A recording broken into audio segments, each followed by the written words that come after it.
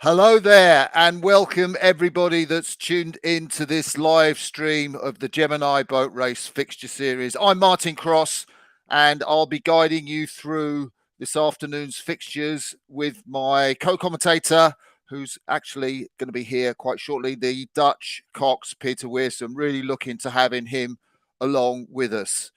So we have got a fantastic afternoon of racing for you. It's spring, isn't it? It's the first day of spring. There's sunshine in the air. The boat race is just a couple of weeks away on April the 3rd, and the crews are doing their final tuning pieces before what will be the epic 167th men's boat race and the 76th women's boat race.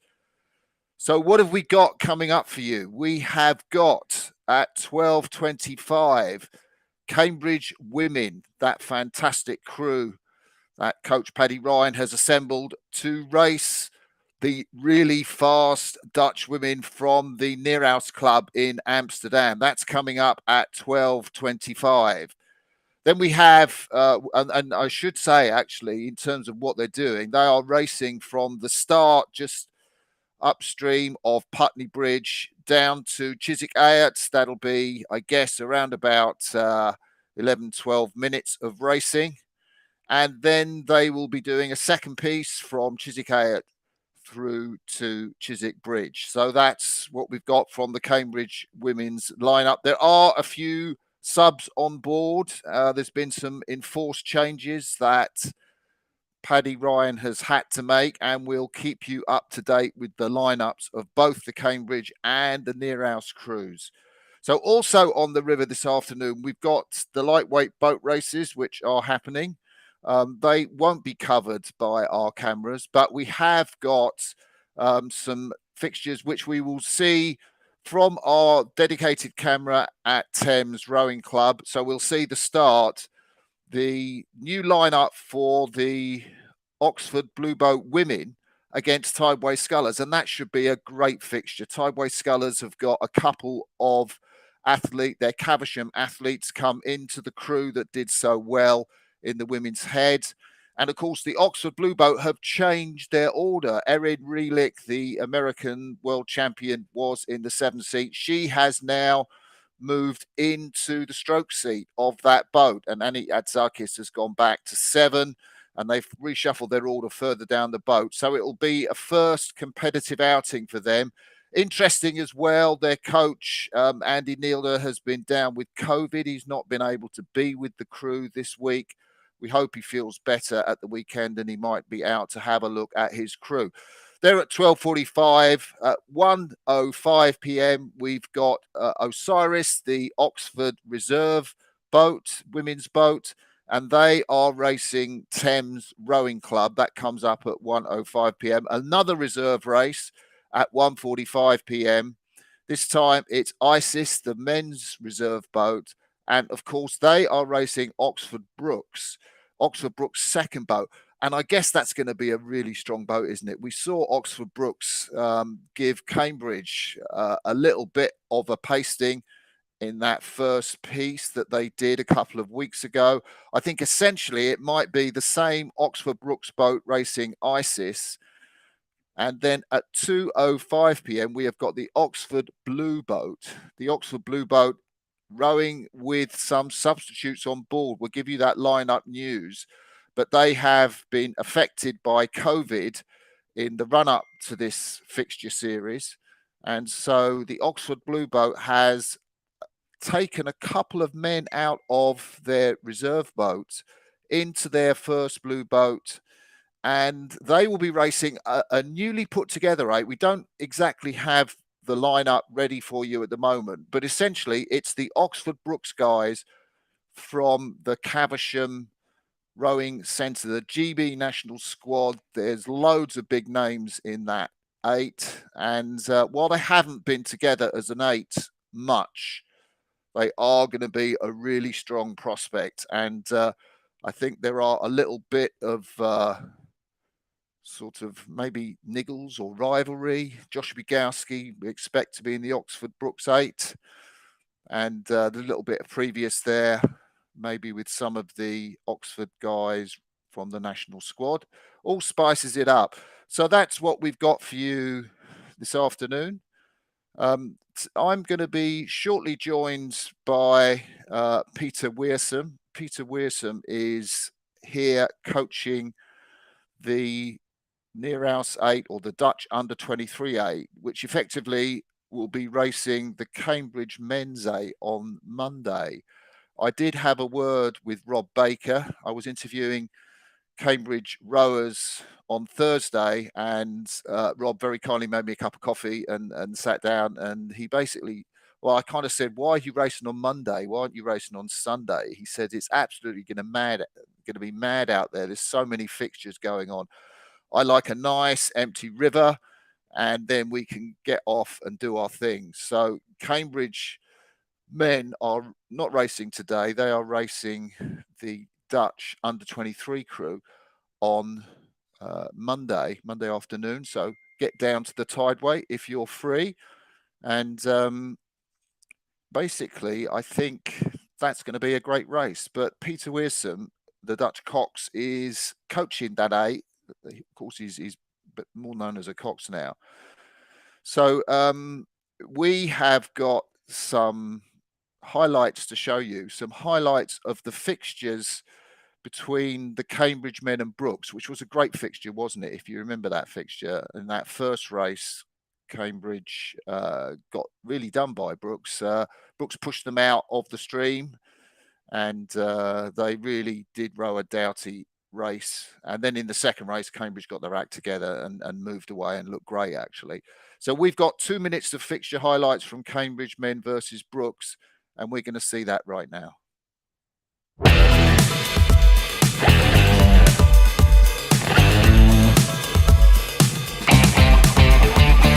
So today we're racing Oxford Brookes. We did 2 pieces. First one was start to the end of the A8. The second one was about there to the finish line. The first piece, the start was not great. The first few strokes were a bit short. And then we were immediately in a clash with Oxford Brookes. We've been warned that the Brookes boys certainly like touching tips. We were roughly level about the Black Boy.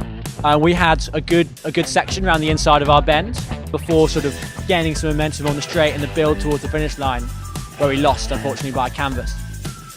It was a tough piece for us, but probably a good piece of learning. I think the second piece, we just made sure that there was a little bit more separation, kept ourselves at arm's length, certainly in the first minute, made sure that we could make our rhythm and our length count, and we did exactly that.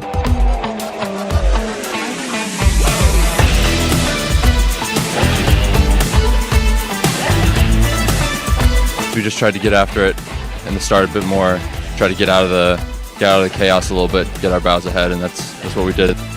It's a unique experience here, and you definitely need some fixtures to get used to it and then have your best day on April 3rd.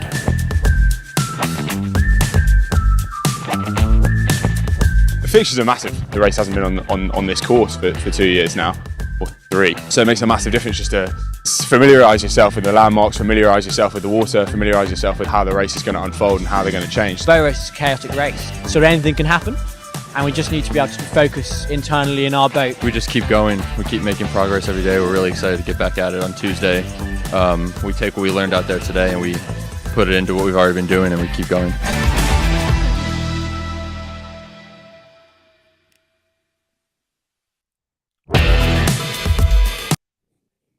Thank you to our friends at Row 360 for that video. Did you enjoy that? It really did whet the appetite for what's going to come this afternoon. It's very interesting to listen to the views of Ollie Wynne-Griffith, the British international rowing in the Cambridge boat. They did learn a lot from that fixture, and I think really the Cambridge men, or certainly when I was talking to Rob Baker, he did feel that they kind of got pushed over a lot by Brookes to the Middlesex station. So in fact, if you looked at the race, Brookes were in fact rowing on the Middlesex station, and Cambridge were even further over towards the Middlesex station, and they lost the stream, and they lost the connection with Brookes in that first piece, but boy did they get a move on in the second piece.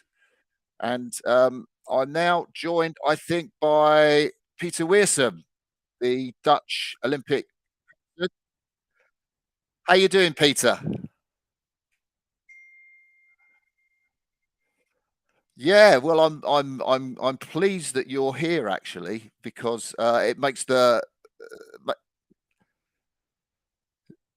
Oh, we're just getting a few technical glitches. I'm having here. Can you hear me, Peter? Yeah, I can hear you. That's perfect. We're very good. So you've been out on the water this morning, I gather.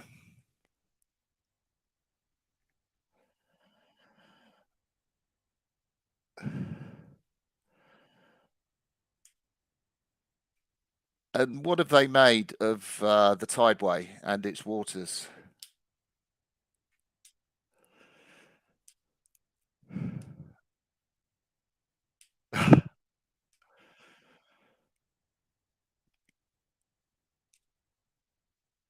It's a really good experience for the athletes to get a good taste of the Tideway.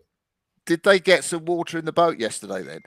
Yeah, they got quite a bit of water in the boat. Yeah, washed down right, left, and centre all the way down the course. And of course, there was a strong wind. There was a lot of current, and the tide was exceptionally high. Yeah, I have to say, I took one look at the water at Molesey, which is upriver and generally flatter, and it was just, so swelly and white horsey. I thought I'm going on the erg rather than out in a single. Yeah, it was pretty rough, but the conditions today look pretty good. It looks like it's pretty good conditions for racing today. I'm sitting here in Thames Rowing Club. Got a good view of the start. It looks lovely and flat. Tide's just turning, so it should be some good conditions for racing today. Yeah, now people are going to be interested. You are the Dutch Cox, but you've got impeccable English. Do you want to just explain that a little bit, Peter? Yeah, sure. So both of my parents are half British and half Dutch. They met in Holland, but at an English church where they both sang in the choir. So that we always spoke English at home, and I've got both passports. Wow. And tell us about your coxing history. When the last time you were in racing in anger in the Dutch boat? I started coxing actually as a university student. I joined Proteus Erites in Delft, or Proteus Erites in Dutch in Delft, when I went to Delft University of Engineering to study. Coxed there for years, and then they put me in the Dutch 8 for Beijing, London, and Rio. So I did 3 of those. Race internationally 2006 to 2016. Wow.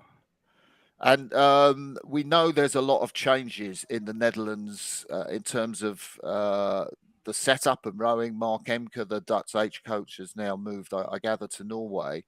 How do you see what's the view of the guys about the changes in Dutch rowing on the ground? I wouldn't be able to speak for the guys here. I'm also definitely not a spokesperson for Dutch rowing. There has been a bit of a shake-up, but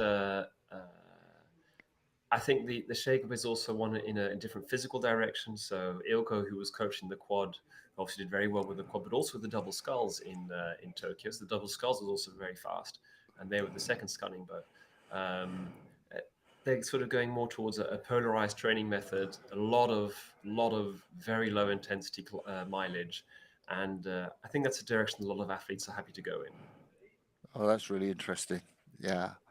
And tell us about the quality of this 8 that you're coaching, Peter, in terms of personnel. The 8 that will be racing the Cambridge Blue Boat tomorrow. Just how strong are they? Yeah, we got some good athletes in this 8. There's a lot of guys who did U23s in the past few years. So these are the guys just under the national team selection, which has just been made last week. It'll be a decent crew. Remains to be seen, of course, if we can give Cambridge a run for their money. When Cambridge have been together now for several months, and they're an 8 that are pretty well-oiled machine. Will be my bet if we're going to face them tomorrow.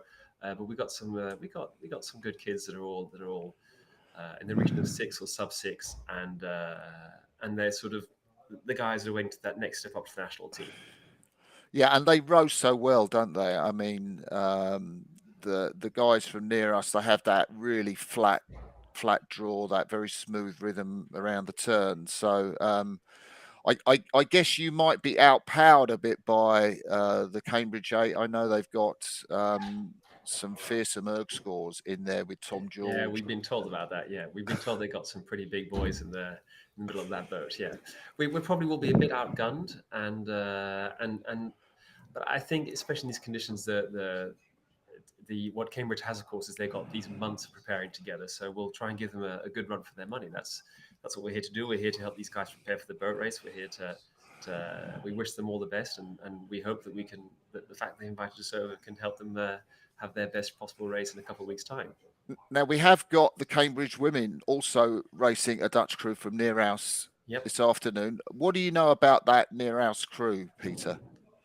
Well, we know I know a lot of the girls in that eight. It'll be a good crew. It's stroked by Veronique, who was also stroking the Dutch women's four in Tokyo. A silver medal crew, so she's obviously a very gifted athlete, very gifted stroke rower. Bente, who's in that eight in the sixth seat, she's stroked U23 quads that have been quite successful over the past few years. So there are a couple of other good U23 girls, Lisa and Eve, who are also in the back of that boat, are experienced U23 athletes. And then up in the bow, we've got Bente, who's actually still a junior, but as juniors go, she's pretty solid. She rode the single last year at Junior Worlds. She'll be aiming to do that again this year. And she pulls a sub-7 ergo for a junior row. So she's pretty solid. Oh, really? Well, that's pretty cool, actually. Yeah, that's Jente Jongma. That's right. Yeah, she's only 18 in April, I gather. Yeah, she can still race Junior Worlds this year, so that's definitely her intention, and she's a very gifted athlete, physically very gifted, and she can move a single as well. So it'll be a typical Dutch crew. So a lot of people who are good in small boats, who are good in sculling and in sweep rowing. So as I said, Bente, who's done lots of quads, and Jens, who's done lots of singles. So it'll be a typical Dutch crew where these people are good in small boats and in sculls, as well as can row at 8. Yeah, and I guess some of the crew you're coaching and some of the Nereus women's crew that will be racing Cambridge shortly would have been on the water in earnest last weekend in the Heineken Cup. Yep. So it's in the Dutch eights racing season is two weekends. It's the Heineken Cup, which was last weekend, and the head of the River Amstel, which is this weekend. And the Heineken is organised by Nereus, so obviously a lot of the that's a big event for them, and they always try to field their best boats. Other clubs focus sometimes more on the head than on the Heineken, depends a bit which club you're from, and they definitely had some fast eights out last weekend. Definitely, and all the athletes that we got in the eight this year for the men's eight here racing Cambridge as well. They were all in Heineken eights last weekend. Oh, really? Did you steer any of the eights last weekend, Peter? I did, but I'm now reaching one might say reaching middle age, Martin. So I coxed in the Masters event. How'd you get on? We had a blast. I coxed a Masters E crew from Cambridge Boat Club from Boston, guys that I know from when I used to cox the Great Eight back in the day. So we entered we did the Masters E event. We won that. So nice and steady event. Let's put it like that.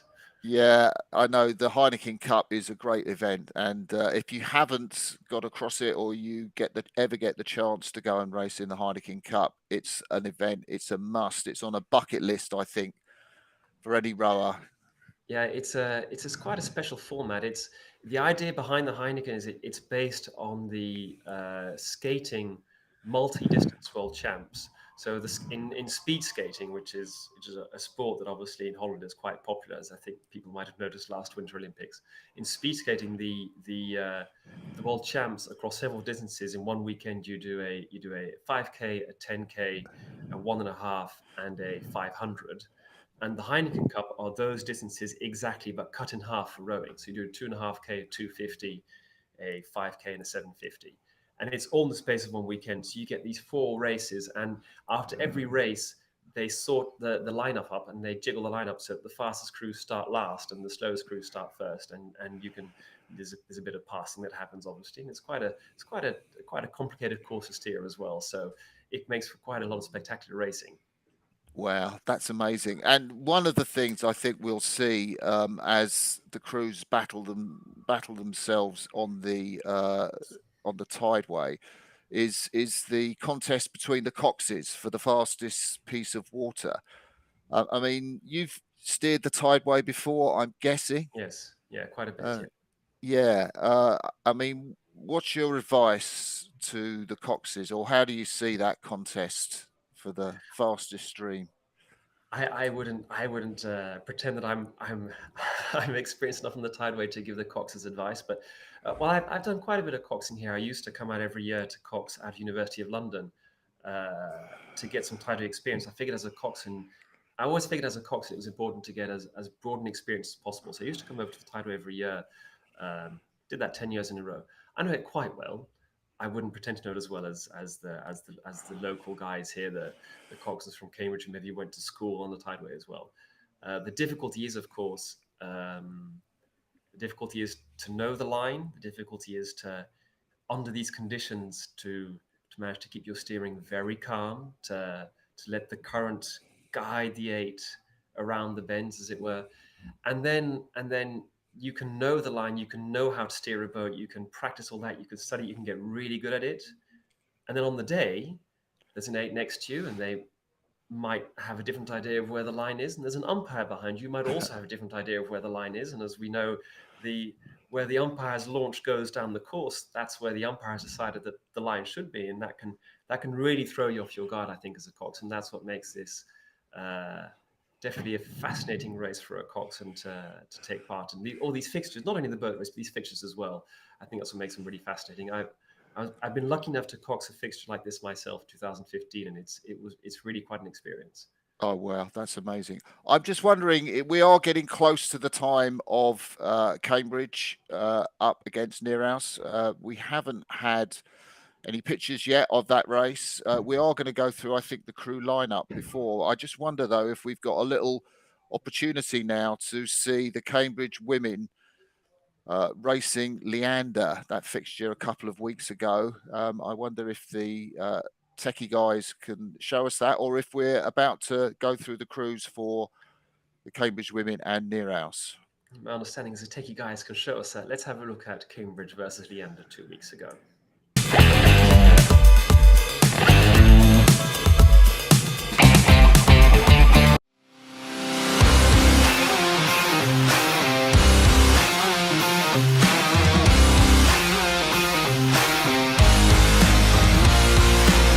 We just raced Leander. We did 2 pieces with them. First one from the start to around about the blue doors. And the second one was from just after the Ayat to the finish line. So the first piece, we had the Surrey station. Leander got up on us a little bit off the start. Unfortunately, they caught a crab, which meant that we didn't have the satisfaction of walking through them. We finished maybe a length or 2 lengths clear water by the blue doors. Second piece was a rolling start. It was a really tough race. They clearly had a good crew chat before they went into that second piece to up the ante for us. So we had to put down the work early, and it really showed us what we can do. Really exciting racing up to the finish line. I was like there looking in the bow, like trying to see if we're ahead or not, and giving it all to the line.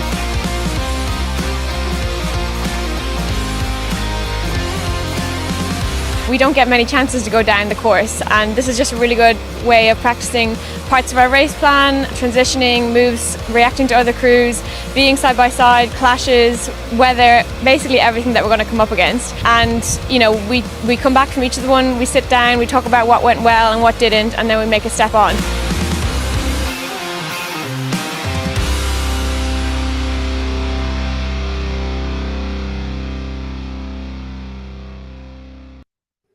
So Cambridge have been pretty pleased with their work in those fixtures, and you heard there from, among others, Bronya Sykes, who will be in action very, very shortly, the Cambridge Women's President.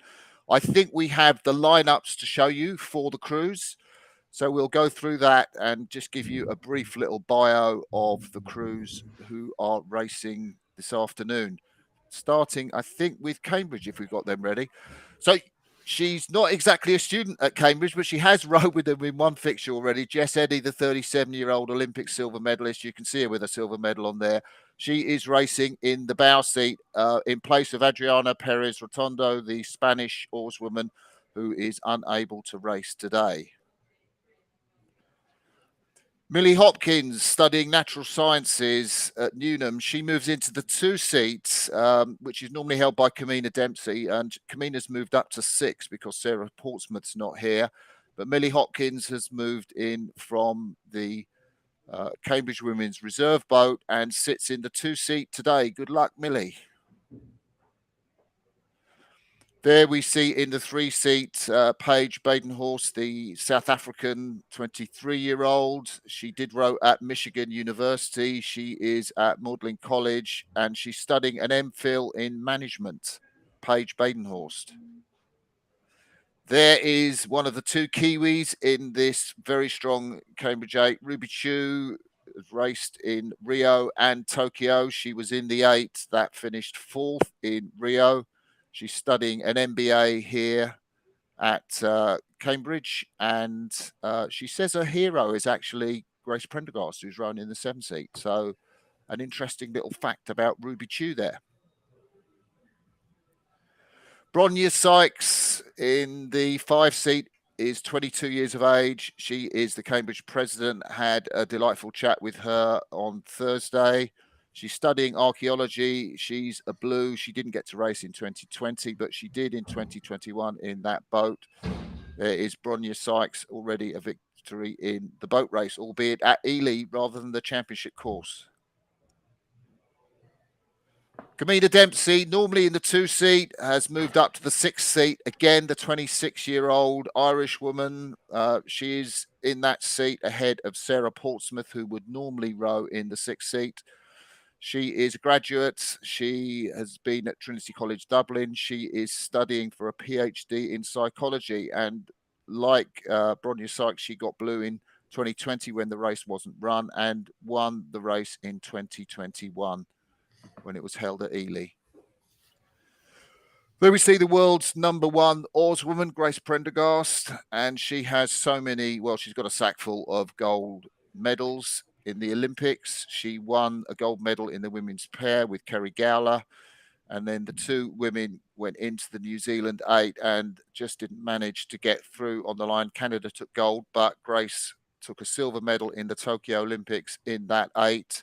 She is massively experienced. She's probably the best, one of the best technicians in world rowing. Very long stroke, Grace Prendergast. Imogen Grant, Imo, as her crew call her, the 26-year-old, the lightweight rower from the double scull, finished 4th in Tokyo. She's a medical student in her final year. She, of course, has rowed in the boat race before, and she is at Trinity studying medicine. Imogen Grant, a fierce competitor. Jasper Parrish, had a great chat with him. Jasper knows this stretch of water very well from his time at St. Paul's. He's got a great relationship with his crews, given them all nicknames. He is at Clare College studying computer science, and he will be coxing the Cambridge Blue Boat today. Jasper Parrish. And I wonder, Peter, whether you want to talk us through the Nereus crew.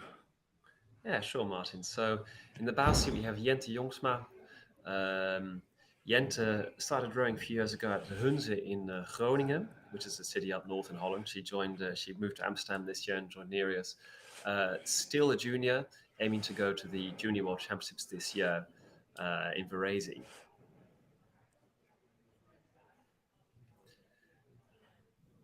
And then in the 2 seat, we have Ploon, also a former junior rower, this time from Amsterdam. Ploon has recently started rowing at Nereus. She raced at the Coupe de la Jeunesse when she was a junior, now moving up. So it's not at the highest level, but now moving up to this top women's 8. Very talented athlete, very experienced, a lot of experience in both sculling and in 8s. Then we have Rosalie Lubeck. Rosalie is a rower who actually started rowing at Nereus. In Holland, the walk-on rowing tradition is very big, so a lot of people sign up to rowing clubs who actually never rowed before, and Nereus tends to have like between 800 and 1,000 athletes show up every year, potential athletes who say, I want to give this sport a go, and these athletes, some of them try out for selections for the competitive rowing, and obviously with such a huge talent pool, the novice 8s in Holland can be quite fast. So novice women's 8s tend to go 6:30 or even faster. Rosalie joined Nereus in one of those ones, and she's been racing there for a few years, and now she's in this top women's 8. Then we have in the 4 seat we have Eve Stewart. Eve is a former junior rower. She went to study for a while at University of Iowa in America on a rowing scholarship. She's done some U23 rowing, so she's rowed in the women's 8, she's rowed in the women's pair, and in the women's 4 in 2020 in Duisburg, which took a silver or a bronze medal, if memory serves me well. Moving on to Floor. Floor is also somebody who joined Nereus as an athlete who hadn't actually rowed before. She was a former alpine skier. She's top 200 in the downhill in the Super G when she was younger. Started rowing when she joined Nereus, aged 22. Made her way up through the ranks. She raced last year at Henley in the Remenums in a Dutch/Nereus development women's 8. Bente is a medicine student from Nereus, and Bente, as I mentioned just now to Martin, has been racing for several years at U23s and at juniors. She stroked the U23 women's quad, for instance, in Duisburg to a silver medal. Experienced rower, experienced sculler, experienced in 8s, younger sister of Ilse Paulis of lightweight women's fame.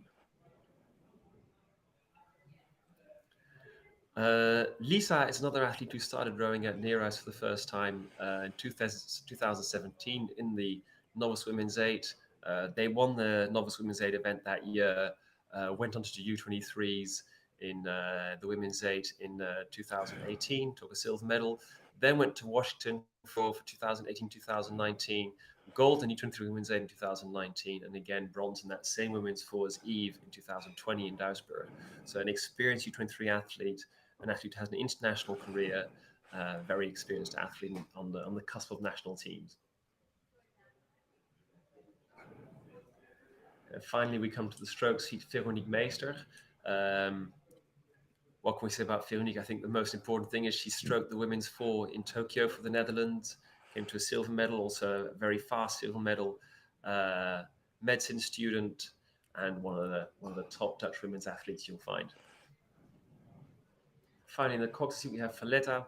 Valletta is also a medicine student, and she's a rather young coxswain. It's the first time I've actually been following what she's been racing, and so I wish her all the best up there in the tideway. I know that she's been preparing well here with coaches from Thames, and I'm sure she'll do a good job today. Well, we can see the lineups of the crews there. We've got a picture looking from our camera at Thames down towards the start, and we'll be out with you on the water for the start of the race between Cambridge and Nereus. It was great to get the inside scoop, Peter, and listen to you giving the biographies of the Nereus crew there. You obviously know Dutch rowing really well, that goes without saying, but it's going to be very interesting to see exactly what this Nereus 8 can do up against Cambridge. I think we are a little bit late for these fixtures. I think we were due off at 12:25, but I don't know quite the reason for the delay. We'll try and bring you that when you might know something, Peter. Yeah, we were out with the men's 8 around 11:30. The tide was supposed to turn at 11:30, didn't. There's been a lot of floodwaters and a lot of rain over the past few weeks, so the tide hadn't turned yet at 11:30. So they've been waiting for the tide to turn. It's now starting to pick up, so that's the reason why it's delayed by 20 minutes. Would be my guess. Looking out of the window now at Thames Rowing Club, and it's starting to look like it's good conditions for racing. So they'll be on their way soon. Yeah, because yesterday we had that kind of easterly wind. I think it's an easterly wind today, so that should be with the tide, and it should be quite benign conditions, I guess, as you're seeing out there on the Putney Reach. Yeah, it's calmer today. It's good racing conditions. It's quite flat, so today should be some fast times. Would be my expectation. Yeah, and of course, the boat race can be a very, very difficult race. Memory goes back to the women's race of 2016 when the Cambridge crew all but sunk, and they were desperate to finish the race. They did so just about. There we see from our launch, that is Nereus and Cambridge on the start, Peter. Cambridge looks like they are on Surrey, and Nereus, it looks like they're on Middlesex. So I guess Cambridge might have won the toss for that. And a little bit of a jerky picture, but the 2.8s are sat on the start, ready to go, and closest to us are the Nereus 8. Violetta Bidsma's hand is up, hand down now. There's quite a sort of distance between them, Peter. They're not very close at all. Yeah, they look to me quite far apart. They looking out of the window here as well. There's definitely I'd almost say 2 boat lengths between the 8s down there, but both 8s are sitting ready in the starting blocks, and as far as I could see, all hands are down. So we're going to see what the umpire calls. The umpire might decide it's good enough to go. They look quite far apart to me as well. We'll see what happens here.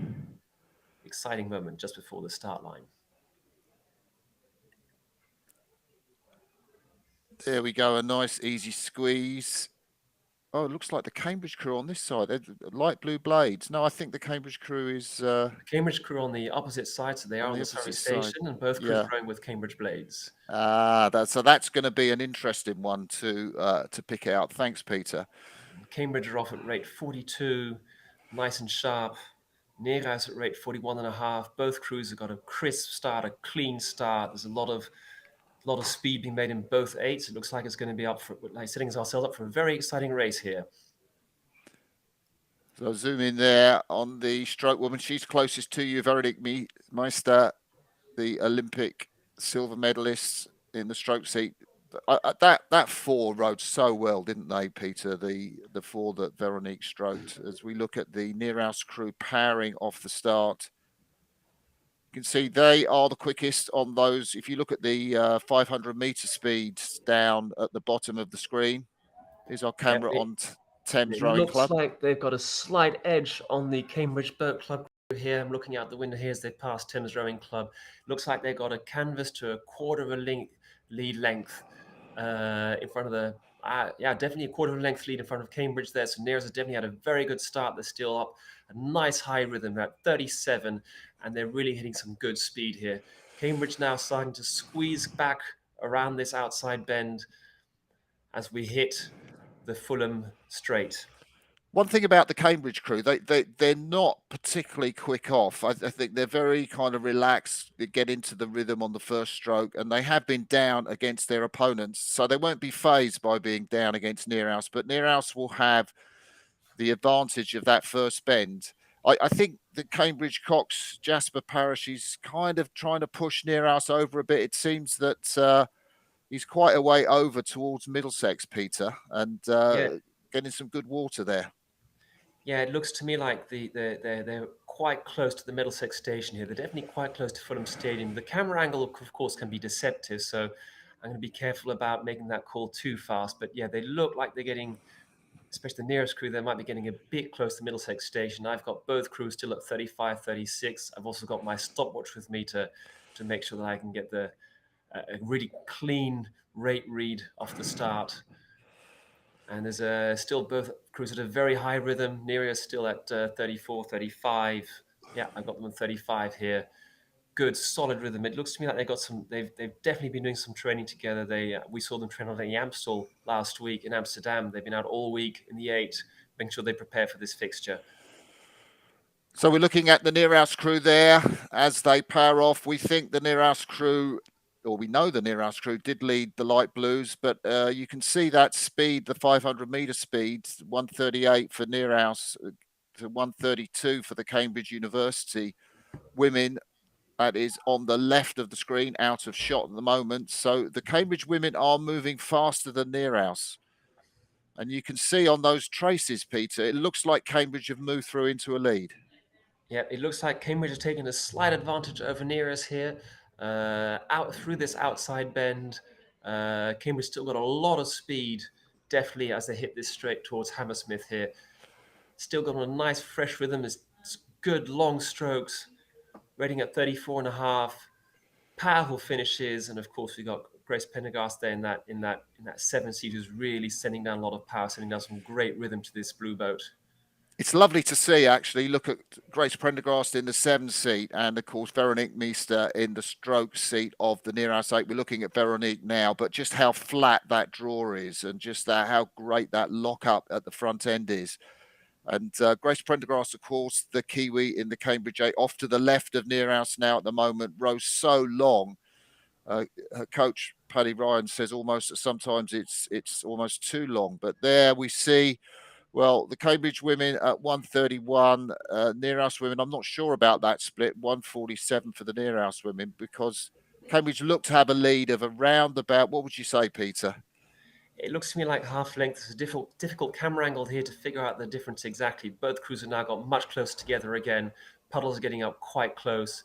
And there's indeed a slight difference in style here. Cambridge, a very powerful stroke there, fantastically finished. I mean, Paddy's really got this crew in a wonderful style together, rowing very well together. It looks as if they're well prepared, well-oiled machine. They're still at 35 and they're hammering down the strokes. Nereus, a bit of a looser, slight more tapping it along type of rhythm. Yes, now we've got the camera angle, and it looks like Cambridge have got a length lead here over Nereus as we head towards Hammersmith. Perfect rowing conditions. You can see the length of Grace Prendergast just as the camera pans back to the 7 woman in the Cambridge 8. And there are the Nereus 8. Beautiful front end for the Nereus 8. See what you mean in terms of the way they just slip those blades in. And Cambridge moving out to a lead of about 1.5 lengths. Imogen Grant. Sorry, Peter, go on. That's a big move by the Cambridge crew here. They've clearly decided to give this part of the race a lot of beef, and that's a fantastic move there, moving away from the Nereus boat. Very convincing way they've hit their stride here, and this looks to me like a crew that's really set itself up for a great middle part of the race. If you can imagine this would be a full boat race, this crew looks like they can keep this up for a good, strong part of the race. Yeah, I was looking at the cover, which is the distance between Bowes Blade and Sevens Blade in the Cambridge 8, and it's really interesting to see that Cambridge crew moving so fast. They've got really decent cover at 34 and continue to move out from this excellent Nereus crew as they approach Harrods. So we're kind of, I guess, around about 3 to 4 minutes to row in this piece, which is from the start. If you tuned in, thank you for watching this Gemini boat race fixture series. We're watching the blue boat, the light blues from Cambridge University race Nereus. Nereus are on this side. Don't be confused by the fact Nereus have got the same blades as Cambridge University. They are borrowing a set of Cambridge University blades, but Cambridge University continue to move up. Jess Eddy there up in the bow seat. You can see the British Olympic silver medalist from the Rio Olympics with the blue peak cap on, having a great time. She got asked by Paddy Ryan to row just a week ago, and she's there in place of the Cambridge bowwoman Adriana Perez Rotondo. Here we go round to Hammersmith Bridge, Peter. Yeah, and that rhythm's been beautifully set up there, but not only by Grace Pendergast, but also Imogen Grant there in the stroke seat. Lightweight woman, but clearly sweep rowing's not at all a problem for her. That's fantastic rhythm there, long, lopey strokes, solid drive, and just look at them power towards that Hammersmith Bridge. And as every coxswain who knows the tideway knows, you want to get through that bridge a little bit left of center on the so-called second lamp post from that left abutment, and you can see the Cambridge cox, Jasper Paris. He's got a perfect line there going through that bridge. He knows exactly where he's got to be on this course. He's got a beautiful shot into the Hammersmith bend, where here he'll let himself drift out a little bit wide, would be my guess, drift out in front of Nereus and get himself to that fast water that's slightly right of center as you come out of this bend, as you come into the Hammersmith bend. That's a beautiful rhythm there. Great shot here of Nereus as well. They've got lovely clean front ends. It's a well-oiled machine, but not the same level of power through the water as that fantastic looking Cambridge Women's 8. It's really interesting, isn't it? The Nereus did steal that margin off the start, but Cambridge, you know, they're so relaxed off the start. There we go, close up of the Nereus crew, Peter. Yeah, of course, in Holland we've all raced the Heineken Cup a week ago, and the highlight of the Heineken Cup is the sprint distance, because everything gets calculated back to the sprint. So to win the Heineken Cup, you basically got to win the 250 meters, and so the Nereus girls will have definitely spent a lot of time in the previous months practicing for that 250-meter sprint, and that might have helped them get that peak speed out of the start. But when it comes to this base pace here that we're seeing here, Cambridge certainly has the advantage. They're absolutely hammering through this bend. You can see our trackers, and the speeds have kind of evened out a little bit more. Cambridge University women just moving, still continue to move slightly away, but not quite as quickly as they did in the second third of the race. There's the distance between the two crews, must be about 3 to 4 lengths. And they're rounding that bend by the St Paul's Boathouse and coming up to the moment where they'll get onto Chiswick Ayot, which is where this race is up until Chiswick Ayot. So the finish is approaching. You can see Grace Prendergrass there, really long in the 7th seat, and crew behind her, Camina Dempsey, should be really pleased with how she's gone into the 6th seat, subbing in for Sarah Portsmouth. And it'd be great for Millie Hopkins, the reserve, who's gone into the 2 seat of the Cambridge 8. Millie just there rowing in front of Jessica Eddy with the blue peak cap on. Yeah, you wouldn't know that this 8 is rowing with subs. It's clearly they've all come from the same program. They've got the same vision. All these Cambridge athletes are rowing the same fashion, and this is a very convincing outfit here that's definitely probably well prepared for the boat race against Oxford in 2 weeks' time. There, Imogen Grant, the really fierce competitor. She's such a driver for this crew, Imogen Grant, the 26-year-old in the stroke seat. And she will be driving them on to try and get more and more distance on their opponents from Nereus as they go round the bend towards Chiswick Ayot. Nereus go on, Peter. We're in the last part of the race here. As we hit the end of the Ayot, we hit the Chiswick steps, and both crews pretty solid in their rhythm here. They're looking quite convincing. Last part of the race here before this piece gets wrapped up. Yeah, what's going through the minds of the Nereus women at this stage of the race, Peter? I think they'll be disappointed to not be a bit closer, to not be able to take the fight out there a bit longer. And when you come out here to race this boat, it's difficult to think to have the same level of preparation, to have been together for this long, to be together for as long as a Cambridge boat. But I mean, they'll still have hope to hold the fight for a bit longer. I think they'll have hope to be alongside at least until Hammersmith Bridge.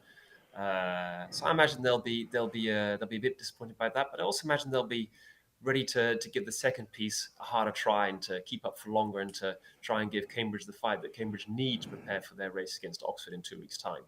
Yeah. So there was the first race, a victory for the Cambridge Blue Boat. The Cambridge women looked to be about four lengths or so. Boat length being the length of the 8, and both crews are going to race a second piece. Who's out looking after the Nereus women, Peter? Their coach, Yuri Brushinsky, couldn't make it due to, one knows, generally speaking, if people can't fly over the last minute. And Holland not actually allowed to talk about people's health condition, so I won't mention the reason why he couldn't fly over, but I think we can all hazard a guess. So the Nereus women have been taken care of by the coach at Thames Rowing Club, who's also a Dutchman, who used to coach at Nereus, Sonders Mulders, and he's been showing them the ropes and been showing around the course. Right. So they're going to go back and talk to him, and I think it would be hard to see that the Nereus women on the second piece could row any better than they did. I mean, their technique looked really, really strong, and they looked really quite fluid. Just, I guess they were kind of outpowered when Cambridge got into that mid-race pace. Yeah, maybe. I think that they'll probably try to see if they can maintain their speed a bit longer, because they've obviously got really good peak speed. Probably see if they can focus a bit more on the drive than say on that high rate. They've got a quite high stroke of rate as they come up, which is the amount of strokes you take per minute. So they spend a long time at 38, 39, and before dropping down to 36. My guess is they'll try to focus a bit more on the stroke itself, maybe get a bit more power through the water, and see if they can maintain their speed for a bit longer by doing that. It's a tough order. They're facing some very good opposition. Yeah, they are facing some very good opposition, and I think credit to Paddy Ryan as well for setting up that crew. It's interesting he gets Jessica Eddy in. I mean, she did row, I think, in the 5 seat in one of the first fixtures, and she absolutely loved it. The 37-year-old, just getting the call. She was actually due to be helping out with a bit of commentary, so she might have been sat in that seat where you are now, Peter. But she kind of called up and said, "Look, I've been asked to row in the blue boat. I mean, if you put on the one side racing in the blue boat or commentating about the race, Jess Eddy's going to snatch that chance to race." Yeah, and if they got the choice between Jesse or myself for racing the blue boat, then I know who I'd choose too. Yeah, but the middle of that Cambridge 8, I mean, you've got Paige Badenhorst, the South African, Ruby Chu, of course, we know all about her with her New Zealand Olympic pedigree from the women's 8 in 2016 and the women's quad in Tokyo. Bronya Sykes holding down that 5 seat. Kamina Dempsey moved up from 2 again very successfully. I mean, Paddy's going to be really pleased, I think, that he's got an oarswoman that can take the place of Sarah Portsmouth, who normally rows in the 6th seat, and that kind of stern 3 rhythm is quite solid, even with Kamina coming up from the 2 seat. It looks like they've got the depth in their squad to handle the uncertainty of COVID, to handle the uncertainty of injury. We often see a lot of often in the last 2-3 weeks before a major event, whether it's boat racing, whether it's international racing, that's the time when, of course, the load reaches its peak, when people hit their peak training before they take the intensity down and take off the load towards the actual event. So it's quite common 2-3 weeks out to be rowing with subs. There's a lot more subs than one would normally expect, and I would expect that COVID might have played a part in that. I know that when it comes to the men's 8s, that Oxford is missing some guys, that Cambridge is missing some guys as well this weekend. So, and in fact, the Dutch 8 that I brought over here, we're missing our Coxing as well for the same reason. It's really interesting, actually. And the crews are going to move into the... I know, for example, with some of the Oxford guys that are missing from the boat, for example, Tobias Schroeder, the Oxford stroke man, he hasn't really got any... He's positive COVID. He hasn't really got any strong symptoms. But he's got those 2 lines on the test, so he just can't row.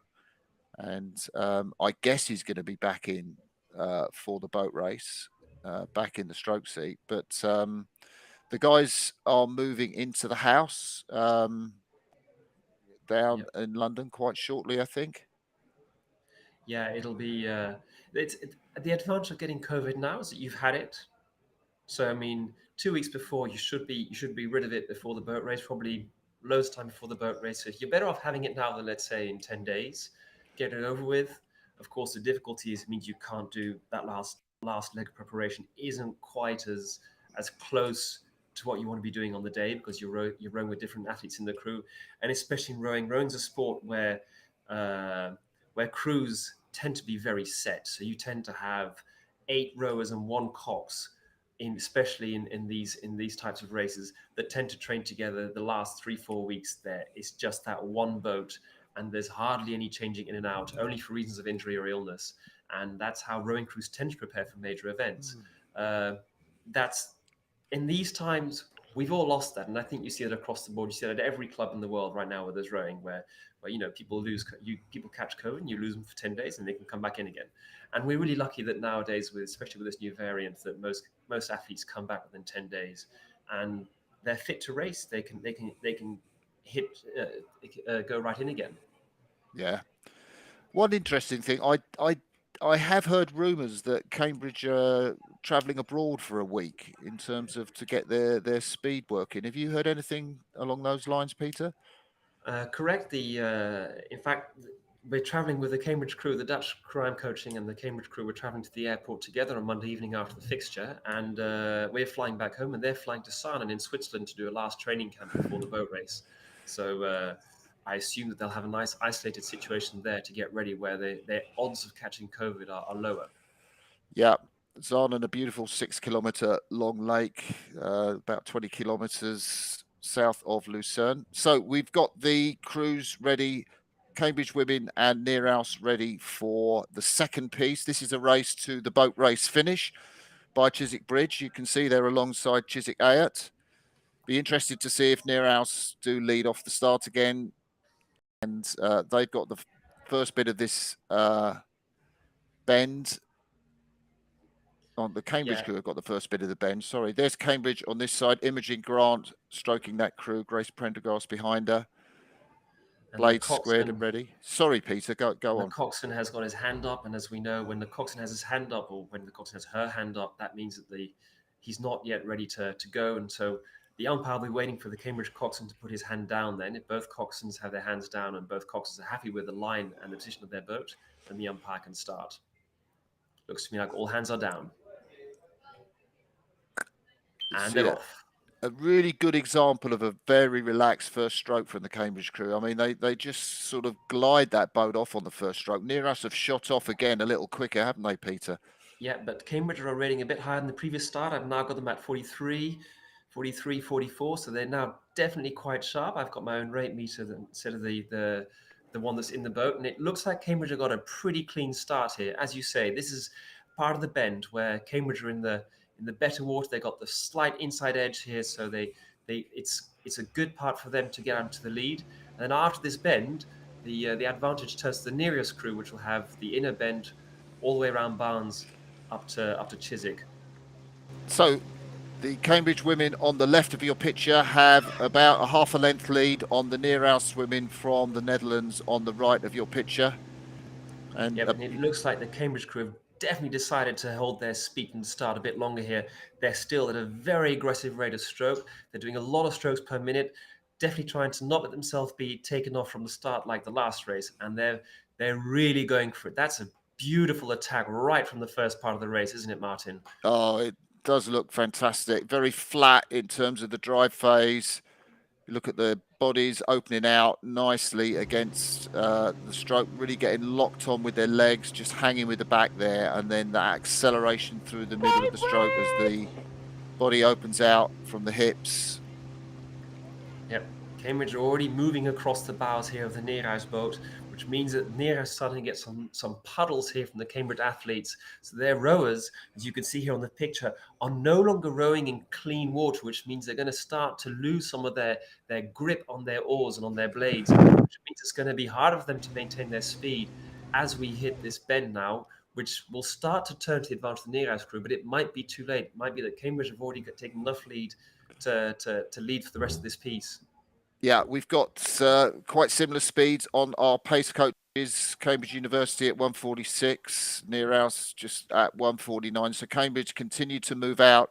I was wondering actually if Cambridge would have given Nereus a bit more of a start on this piece, Peter, rather than sort of start level. The umpire actually decided to just keep them level and to give Nereus a second shot at seeing how fast they could go, but this is not this is a strong aid from Holland. It's one of Holland's best rowing programs that there is, and sadly no match sadly for this Cambridge crew here. So there we see Cambridge just moving away gradually from the Nereus crew, rating 34, so they're well into their race pace. The beautiful conditions on the River Thames. We're just moving up to Barnes Bridge, which will come into view shortly, and that is the final landmark on the boat race course ahead of the finish. Cambridge continuing to move out. I think they're dominating this second piece even more than the first, Peter. Yeah, they took that early lead so quickly. That was very impressive. They clearly decided that they didn't want to be led off the start again for this second piece, and they've really gone for it. It's a very convincing rhythm. It's a fantastic looking crew. Both the experienced athletes, the Olympic athletes, but also the younger athletes. It's all one great big machine. It's really hammering down this boat race course, this championship course. Yeah, and it's an interesting thing in terms of the desire and motivation. You know, when you've got so much international success as, say, Grace Prendergast has rowing in the 7-seat of that Cambridge 8, you wonder just what is the motivation to come here and win the boat race. And, you know, you can see the answer there on the end of the blade in terms of this fearsome display. Yeah, I mean, I can imagine as an athlete, when we think about rowing, I mean, there are world championships, there are the Olympics, but there are also these classic rowing races that I think all rowers and myself as a coxswain as well, that we all sort of look at and wish we'd won in our day. And that's some of them we have, some we haven't. There's Boston, there's Boston Henley the Charles. It's in October, which is an enormous race in Massachusetts in America. There's Henley in July, which is a real classic that I think every rower, international or not, wants to have competed in Henley and wants to have won Henley if they have a chance. And then right up there in those big classics, there is the boat race, which is steeped in history, steeped in tradition. This struggle between two programs that head against each other every year, and that is something that I think a lot of international athletes, if they get the opportunity, really want to feel part of. So if you just tuned in, welcome to this Gemini Boat Race Fixture Series, the first of the fixtures this afternoon on the 20th of March, the first day of spring. The Cambridge Light Blue Women's are racing Nereus. Nereus, the crew nearest to us. You can see Cambridge just probably about 2 to 3 lengths ahead of the crew from the Netherlands. I'm getting a lot of look at the crew from the Netherlands.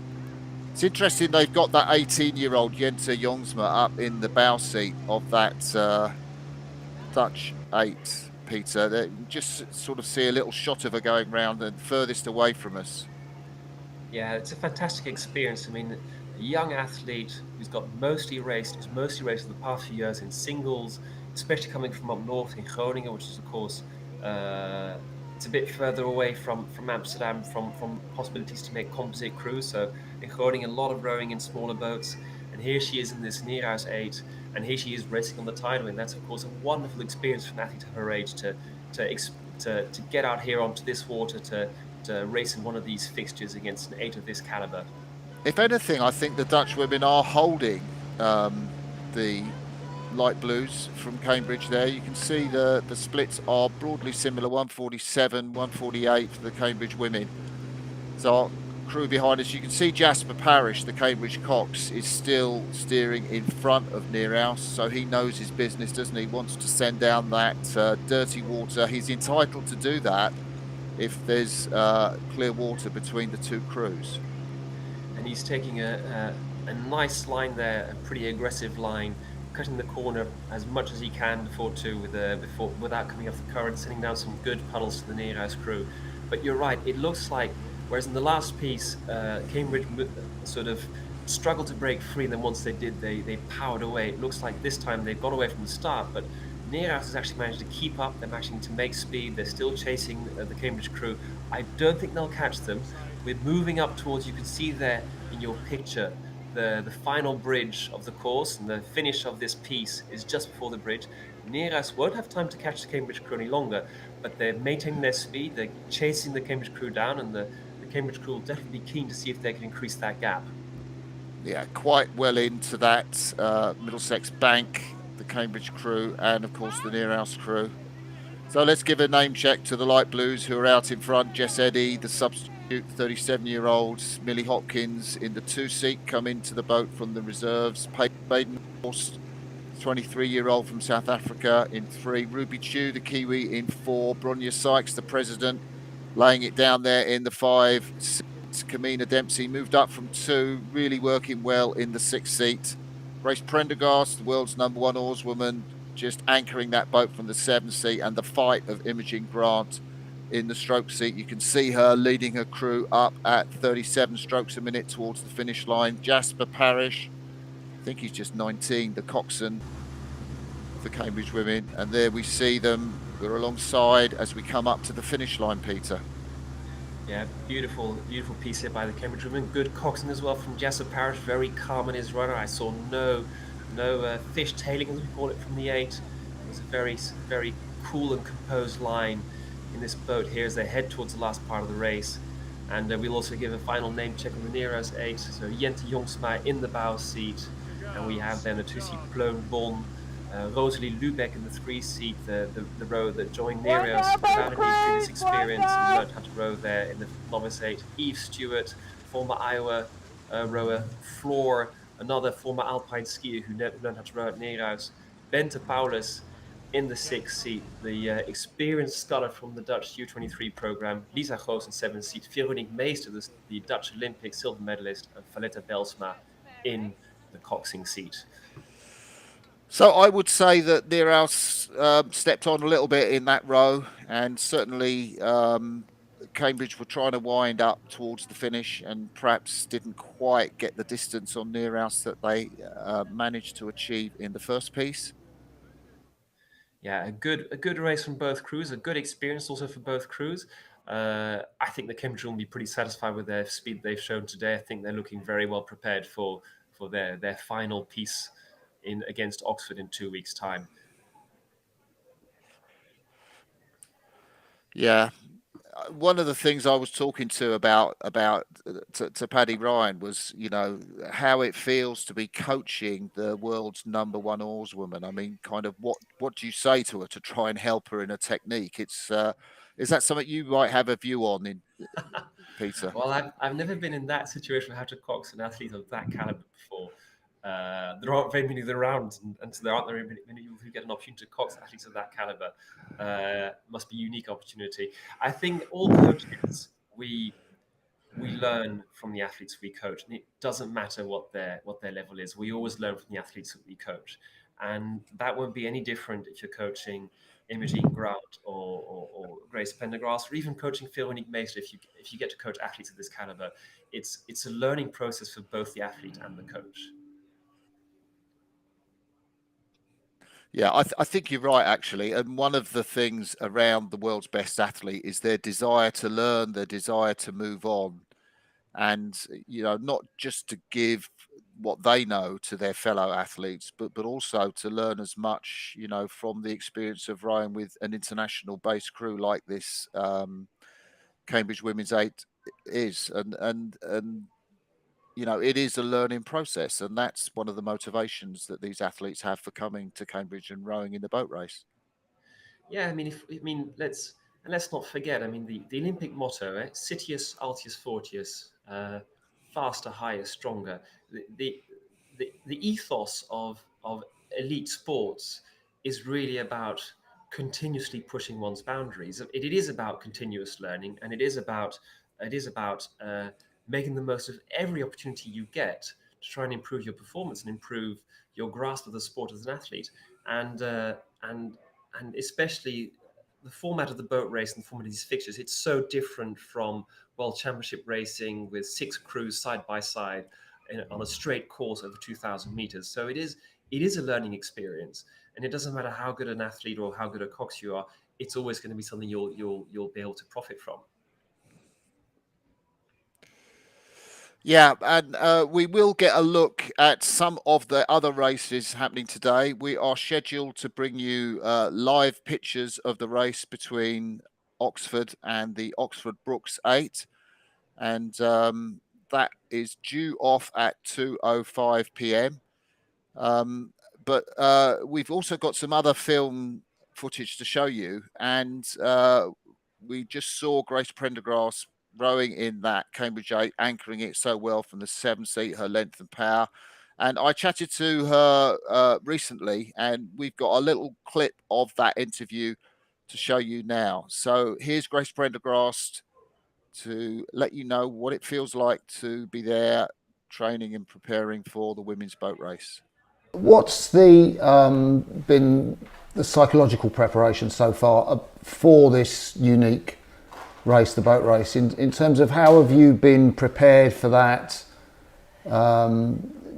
sports psychology wise, or from Coach Paddy? Yeah, I think as we get closer to the boat race, we are starting to talk more and more about it, because it is such a unique experience. And even probably since Christmas, it's starting to get to the point end of the season where we're having to start thinking about making selections, and like that's across the board. Like you've got your blue boat and then your blondie and then the lightweight boat, and it's starting to, all the pressure's starting to mount. So I think we're now sitting down and starting to have group conversations about like the what ifs, even stuff like that, you know, running through all the potential scenarios. So you start thinking about all that stuff. And also I feel like another really good initiative is just having people that you can sit and have conversations with. Like I know that like there's a couple of us, like myself and Ruby, that would be more than happy to chat to any of the younger girls about our experiences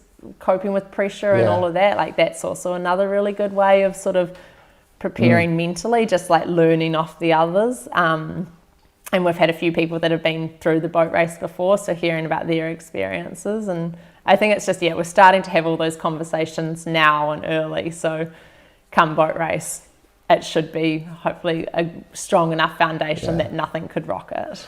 I think this might have been a long time ago, but I think from the Oxford point of view, I'm thinking maybe the men's race, that they kind of tried to develop this sort of dislike or even hate of their opponents, Cambridge, which was maybe a way that they cope with their training. And how do you deal with thoughts of your opponents, Oxford?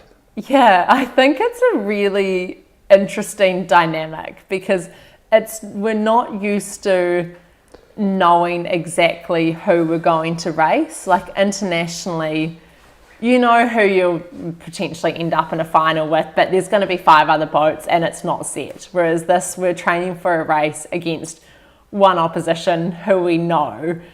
So there is elements of like people being a little bit like, you know, like just like kind of like focused on beating Oxford. But I almost find it slightly hard to buy into that because I'm like they're almost over there trying to do the exact same thing that we're trying to do. And I think just coming from like where I've come from, international racing, where it's like you want to train hard to try and beat your opposition, but I've never tried to focus on what they're doing.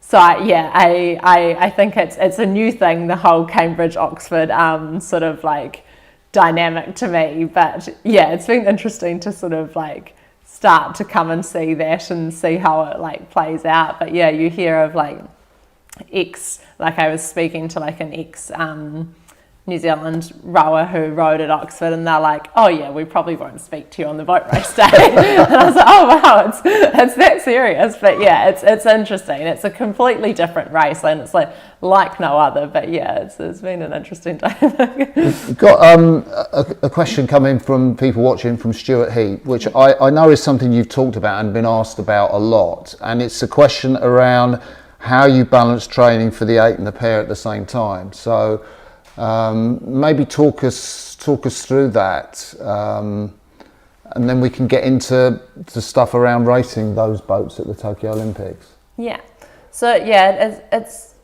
quite a lot to think about, but I think for Kerry and I, we solely spent 2017 and 2018 in the pair, so we did 2 full years where we didn't really have to think about any other boats. And then obviously had rowed the pair for years before that as well. So I think by the time we got to 2019 and they sort of were like threw out the option of doubling up, like we knew it added quite a bit to the workload, but then we were also at the stage where the Olympics then were still 2 years away, which is a long time in a small boat as well, that we sort of saw it as an opportunity to use it as like a freshener upper as well. So it was nice to almost be able to like jump into each boat to sort of like spice things up. But I think for us personally, we always needed to spend more time rowing the pair, just because I think the nature of a small boat, you really need to stay in tune with that. So we would probably spend 75% of our sessions in the pair and then jump into the 8 for 25% each week, and then just relied on the other 6 girls and then the reserves coming in to sort of build a really strong foundation that we could kind of like jump in and out of. And I think they made our lives really easy by taking all the sort of extra admin and all of that comes along with rowing in a big boat away from us, and we could sort of like solely focus on the pier and then just like seamlessly transition. And like when there were extra meetings and stuff, maybe we didn't have to attend because otherwise all those added extras can really like add to your week of training when you're already sort of on the edge anyway. But technically wise, it's quite a different boat. So I think probably for Kerry, it was probably a little bit easier. Her rowing stroke's a little bit more suited to like piers and eights both, but I'm like... What do you mean by that? I think she's a bit more dynamic than me. So she could like jump into an 8 and like fit in quite well. Whereas I'm like, I think I've spent a long time rowing in a bow seat of a pier, and I've really like adapted my stroke to that. Like I'm quite, I guess I'm probably quite like back, like second half, and I'm very patient. And then I'd sort of jump in the 8 and I'd be like, I was always just like a little bit behind. I didn't feel... What, on the front end or...? On the front, and just like the nature of like probably my leg drive is I was just always... I wasn't as dynamic off the front. I didn't have as much of a pick up as the rest of the girls. And I think... So yeah, they almost explained it to me for a while. They're like, you almost need to think of like it as a switch. It's like when you jump in an 8, you need to flick your switch and row this different stroke. Which I probably never really got. Like I was always a little bit out of time, but I think in the end they're like, that's fine, you can just do that. Like they just let me row along with it. But yeah, I think technically wise, it was quite a challenge, but I think rowing in the 8 did help the pier as well, because I think maybe spending all the time in the pier, I could have got too far like that, and maybe too patient and too all that. So it gave me a little bit more like dynamicness that I was able to like, I think, use beneficially in the pier as well. Yeah, it's quite interesting, isn't it? Because the 8, I would imagine, can be seen sometimes as quite a front-ended boat. Yeah. Although you were talking about being patient at the front end, so I guess you're working on the same skill in the 8 as you are in the pair. You've got to be even more clever in the 8 to do that. Yeah, and I think definitely how we chose to row our 8 in New Zealand, we still focused on that. Like we were very much like, if we can be patient in that front quarter, then we can really like accelerate through the stroke. So we were never really like a crew that tried to be like in and on really fast. I think we were more like, if we can be kind to the boat, row it well, and then as long as you're connected, you can be quite aggressive in the second half. So like that was sort of our way of approaching the stroke. So it worked well. It meant that I wasn't jumping from a pier where you can be quite like patient in the water to an 8 where it was like really on it. I much prefer rowing like that. So I liked that philosophy. So I hope you enjoyed that interview with Grace Prendergrass. Interesting, Peter. She was talking about, the difference in technique between the pair and the 8 and how they made that work. Sort of, just get connected and then really be quite aggressive in the second half, and that synced in with how the pair rowed. Yeah, it's wonderful to have these insights from an athlete that not only rowed both boats, but that rowed both boats at the same time, which must be a phenomenal challenge. It's wonderful to have these insights from an athlete like that. Yeah. Now, what we have got there are lots of races going on in the Tideway, but we are planning to bring you live the Oxford men's crew, the mighty Oxford men's crew, racing the might today of the Oxford Brookes crew. We're going to be back in time to bring you the build up for that race, and hopefully we're going to be able to show you the start from our camera at Thames Rowing Club of the ISIS crew, the Oxford Reserve boat, against Oxford Brookes, and that's going to be a great fixture as well. We are going to take a short break now. We will be back with you live at 1:40 p.m. But at the moment, we're just going to take a break for a few minutes, and we will be back with you at 1:40 p.m. So don't go anywhere. We're going to put a holding card up, and we will see you ready to show you that Oxford race at 1:40.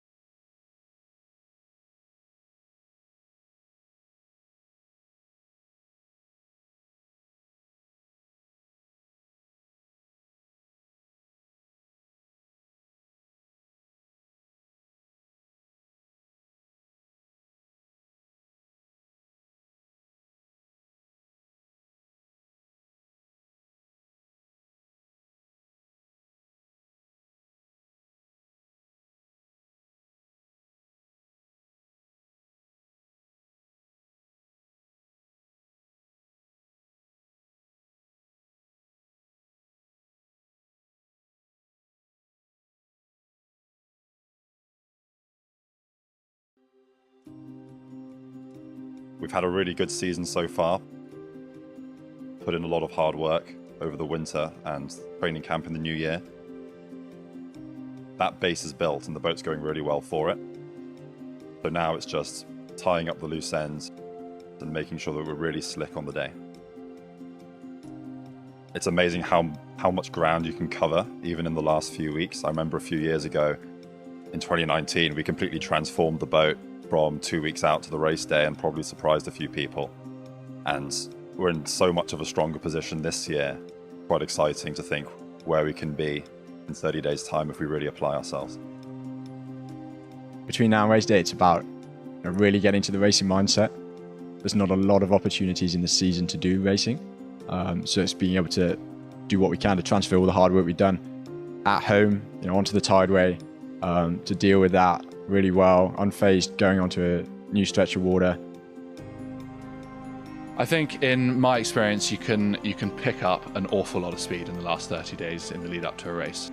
It's critical in how we perform on April 3rd. We need to make sure we focus on the little things that are going to win us the race. We've done a very solid block of training and we have the fitness and the strength.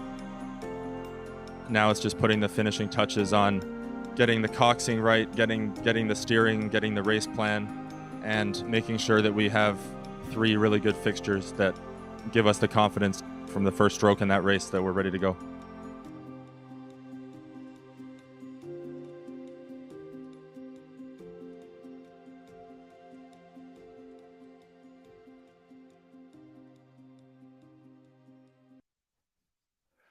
Hello there and welcome back to Ludham's coverage of the Gemini Boat Race Fixture Series. Earlier today we brought you the Cambridge women racing the women from the Netherlands, the Nereus crew, and Cambridge women emerged victorious on 2 of those rows. Great fillip to them.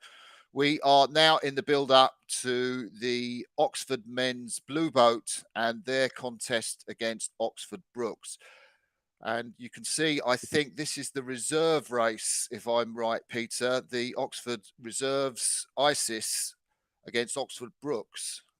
And Oxford Brookes are, you can see them with their distinctive blades, or hopefully you could see them if the camera was behaving itself. Oxford Brookes, they're backing it down close to the start line, are on the Surrey station closest to us with those red, white and blue blades. I'm guessing this will be a pretty powerful crew because the Oxford Brookes crew due to race the blue boat are pretty much the guys training at Caversham, and this Oxford Brookes boat will be the boat that probably handed it to Cambridge. And Oxford are a weaker crew because they've lost 2 men from the blue boat, so they've taken 2 substitutes in from ISIS. So ISIS will be a little bit weaker. I have got some great guys in that ISIS boat, but I would imagine Oxford Brookes would be my favourites to win this race. This is the reserve race. Have I got that right, Peter?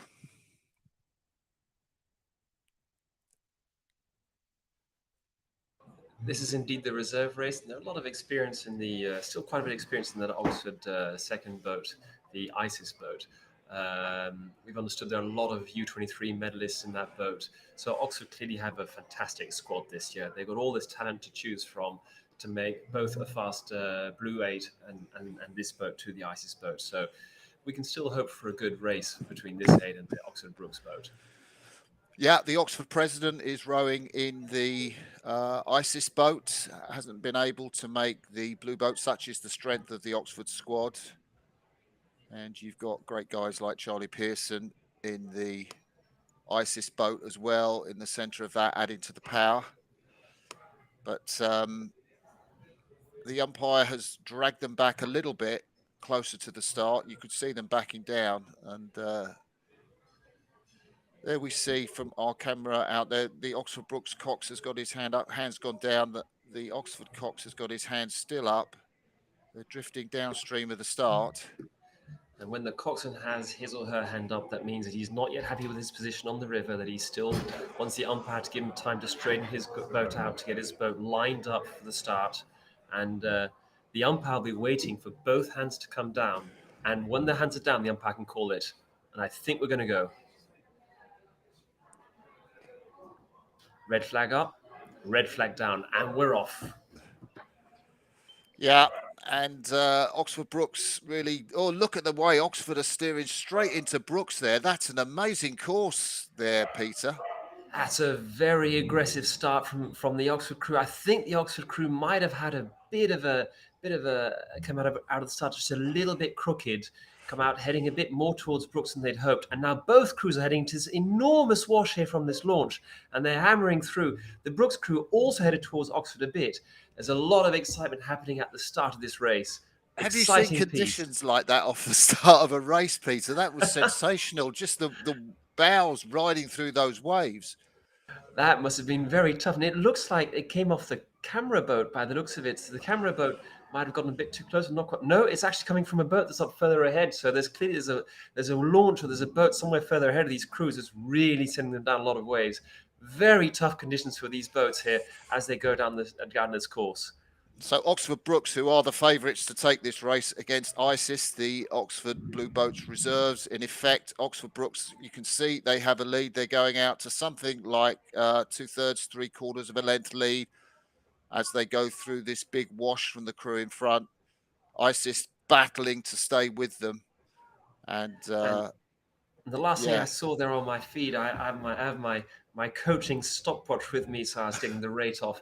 And both crews were settled at a strong rate 37. They were both trying to maintain a very high, aggressive rhythm through that tough wash as they powered onto the stretch past Fulham. So it looks like an exciting race.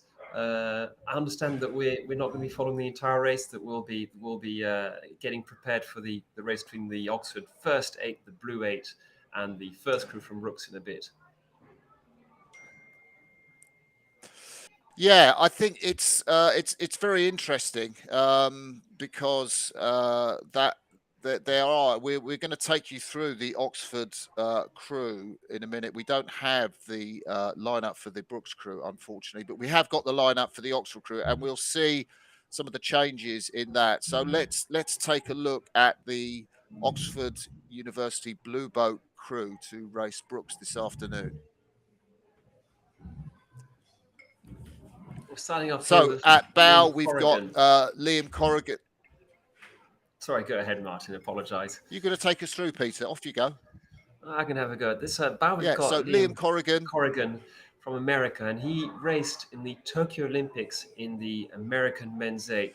Pretty fast 8, just out the medals behind New Zealand, Germany, and Great Britain. It's a pretty young 8, and this athlete is doing a Master of Science in Financial Economics, part of Oriel College in Oxford. Yeah, and it's interesting, Peter. They looked at him in the stroke seat, but didn't quite like the rhythm, so he's up in the bows. They're really lucky if they got an athlete this kind of up in the bows.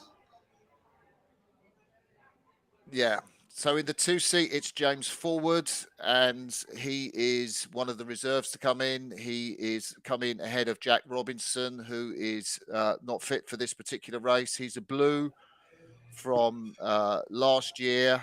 He was then the second youngest to row in the boat race. He's won the European Championships or medal in the European Championships. So that's James Forward in the 2 seat. Take it away, Peter. In the 3 seat, we've got Barnabé Delers, the Swiss sculler, and he rode in if I'm right, Martin, it'll be in the double sculls for Switzerland in Tokyo, but he also rode in Rio together with Roman Rusli, very experienced sculler. And it's interesting to see yet another sculler who's made the switch into sweep rowing. Something that in Holland we got a lot of experience with. So as you might recall, Martin, back in the day, the fastest Dutch 8s had scullers who were stroking them. For instance, the 8 from '96 as well. And here we have a fantastic Swiss sculler who's in the Oxford boat in the 3 seat, doing an MBA, part of Christchurch College. Yeah, pulled 5:40 on his 2K ergo test is his personal best on that. So he was really frustrated he didn't get under 5:39.9, but there we go. He's a 5:40 dead.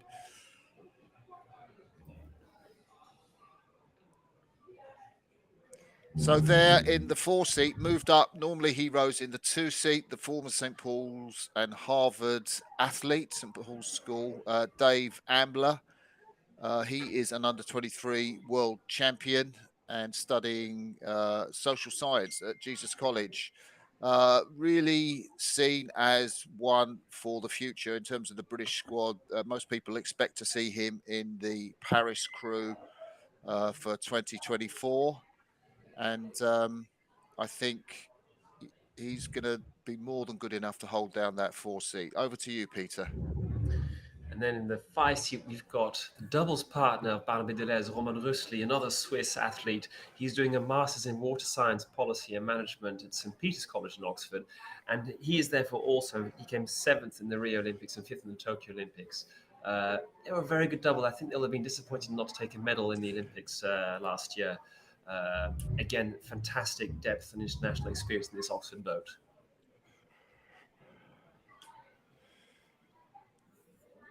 So in the 6th seat, it's the German Tassilo von Müller. He's raced at the under 23 World Championships in the 8, where he finished 3rd. Also rode at Princeton in the the United States. He's studying mechanical engineering. And he goes into the 6th seat, which normally would be where Charlie Elwes rose, but Elwes has moved up to the stroke seat. So it's a big ask for Tassilo von Müller to move into the 6th seat. Interesting choice that he's there, and not someone like Dave Ambler. But let's hope he gives a really good account of himself this afternoon. And in the 7th seat, we have Angus Groom, the British sculler. So Angus Groom, he actually, I don't know him personally. We have competed at the same time. He made the British senior squad for the first time in 2015. Rode in the Rio Olympics in the quad, came 5th, if memory serves me well, in the Rio Olympics.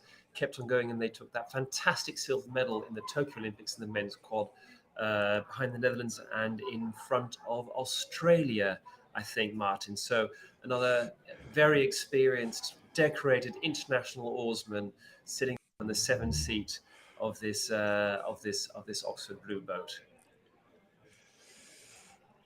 Yeah, one of the older ones at 29. There we see the 24-year-old stroke man this afternoon. Charlie Elwes, highly, highly rated. I think he was in the Radley First 8 when he was just a J15. He's rode, obviously, at Radley. He's rode at Yale University in the States. And most notably, he was in the British 8 that won a bronze medal in the Olympics just ahead of the Americans, Liam Corrigan's crew. Peter spoke about that earlier. He is in that seat ahead instead of Tobias Schroeder, who's unable to row today. And it's a pretty big call to put Elwes in the stroke seat, but I think he might have stroked one of the trilates. So he has got experience in that. He's 101 kilos. I interviewed him on Friday, actually. Lovely lad, massive man mountain at 101 kilos. That's Charlie Elwes. And then we come to the Coxing Jack Totham, I think is how I pronounce this, and from Monmouth School and now at Brasenose College in Oxford doing a BA in history. And what an opportunity for Jack to cox this fantastic age, these huge experienced international athletes, and it'll be his job to steer them down the tideway today and steer them down the tideway in 2 weeks against Cambridge. And I'm sure they've studied the course. I'm sure they'll do a fantastic job today. So there we see our camera in the launch, and we can see the lineup from Oxford University Boat Club. I mean, we haven't got the Brookes lineup, but it is the guys that are training at the Caversham squad. Expect the likes of Dave Hewitt-Copley, Freddie Davison, Matthew Aldrich. I think Josh Bugowski, the Olympic bronze medalist from the British 8, will be in the Brookes crew. Maybe Tom Digbeam, Sam Bannister. You're thinking Ollie Wilson, Morgan Boulding, of course. Those are the kinds of guys from the Caversham setup that will be making up this Brookes 8. They haven't been out a lot, Peter. I wonder if that will impact them. But the Oxford 8 have got those two. They've reshuffled their order. I mean, how do you see this race? I think for me, I think especially on the Tideway, I mean, what is it that we tell school kids? PPP, prior proper planning. And I think especially in the Tideway, Martin, and I'm looking to you here, obviously, because you know the Tideway better than I do, but I would always say on the Tideway that having practiced together, that knowing your calls together as a crew, that really helps you in these conditions and helps your coxswain to know what to tell you when something unexpected happens, because the unexpected really does happen out here, and we saw it just now with Isis taking it off against the second Brookes 8 in the spares race just now. A lot of wash stuff. They won't have anticipated that, I'm pretty sure. And the 2 8s clashing very early on in the race. So I would always say that you can't just waltz onto these fixtures and hope for a good piece in the day. That never happens. If you want to have a good piece in the day, you've got to have good pieces in practice, and then you could take your everyday rowing to the course on race day. I was talking to Sean Bowden, the Oxford coach, on Friday, and he was talking about Cox selection. And one of the things he said about Jack Turton, the Cox, was that he was he knew sport. He kind of, was not just, he was across a lot of, I think he's a big football fan as well. But he kind of said that helps him understand what the guys in the crew are going through. Do you get a sense of that being an important selection criteria? I can imagine. It's an interesting way to look at it. I think coaches always select Cox differently, don't they? I mean, in rowing we have some coaches go more for the physical boys, some coaches go more for the more technical lads, and some coaches are more in between. But it generally stays quite close together. The general philosophy behind selecting. When it comes to coxswains, I think we see bigger differences. Coaches that want great motivators in the boat, or coaches that want great steering people in the boat. And steering an 8 is, even on a 2K race, it's not easy. My wife, and if you know this, Martin, I think you met her once at a dinner in London. My wife's a naval architect, naval engineer, and she once worked out for me that if you have an average angle on your rudder over 2K of just 4 degrees, which is nothing, which is an impossible target for a coxswain to have, just an average of 4 degrees in your rudder over an entire 2K race, 2,000 meter race. That's the equivalent of adding an extra 55 kilos to your 8 of dead weight. It's equivalent to taking an extra coxswain in your boat of dead weight. So when we talk about coxing on the Tideway, I would always, as a coach now, be really hope for a coxswain who can handle the rudder very calmly, give those really small touches to make the boat steer very calmly through the course, because that would slow down the boat less than if you use a lot of rudder to keep the boat on its position. Yeah, definitely.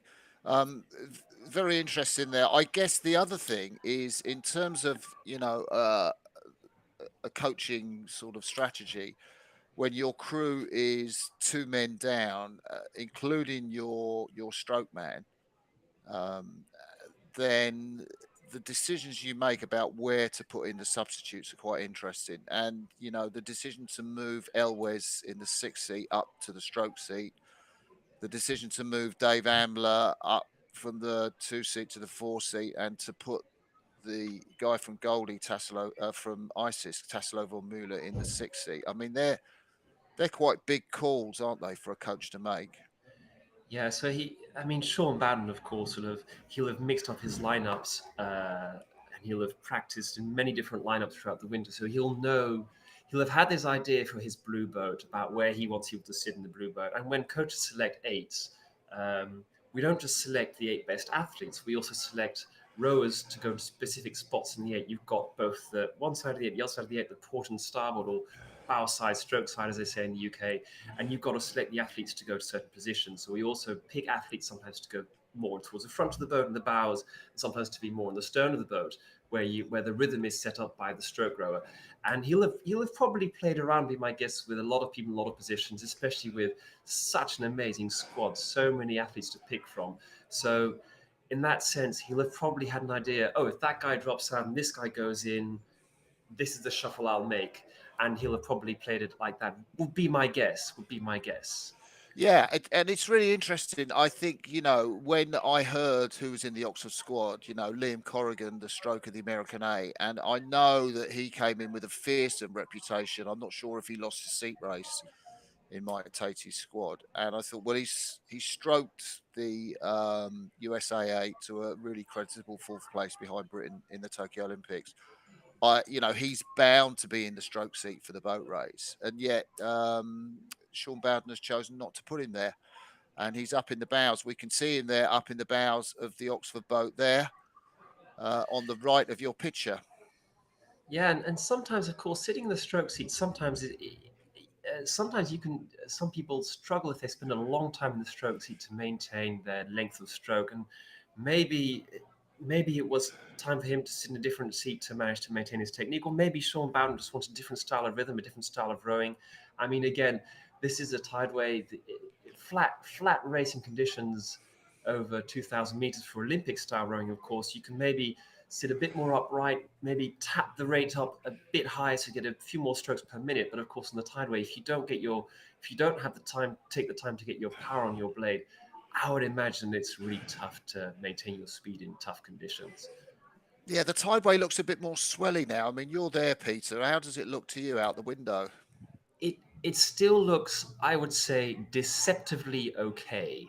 So from a distance, it looks good. But it's good from far, but far from good, as they say, Martin. So it's deceptive.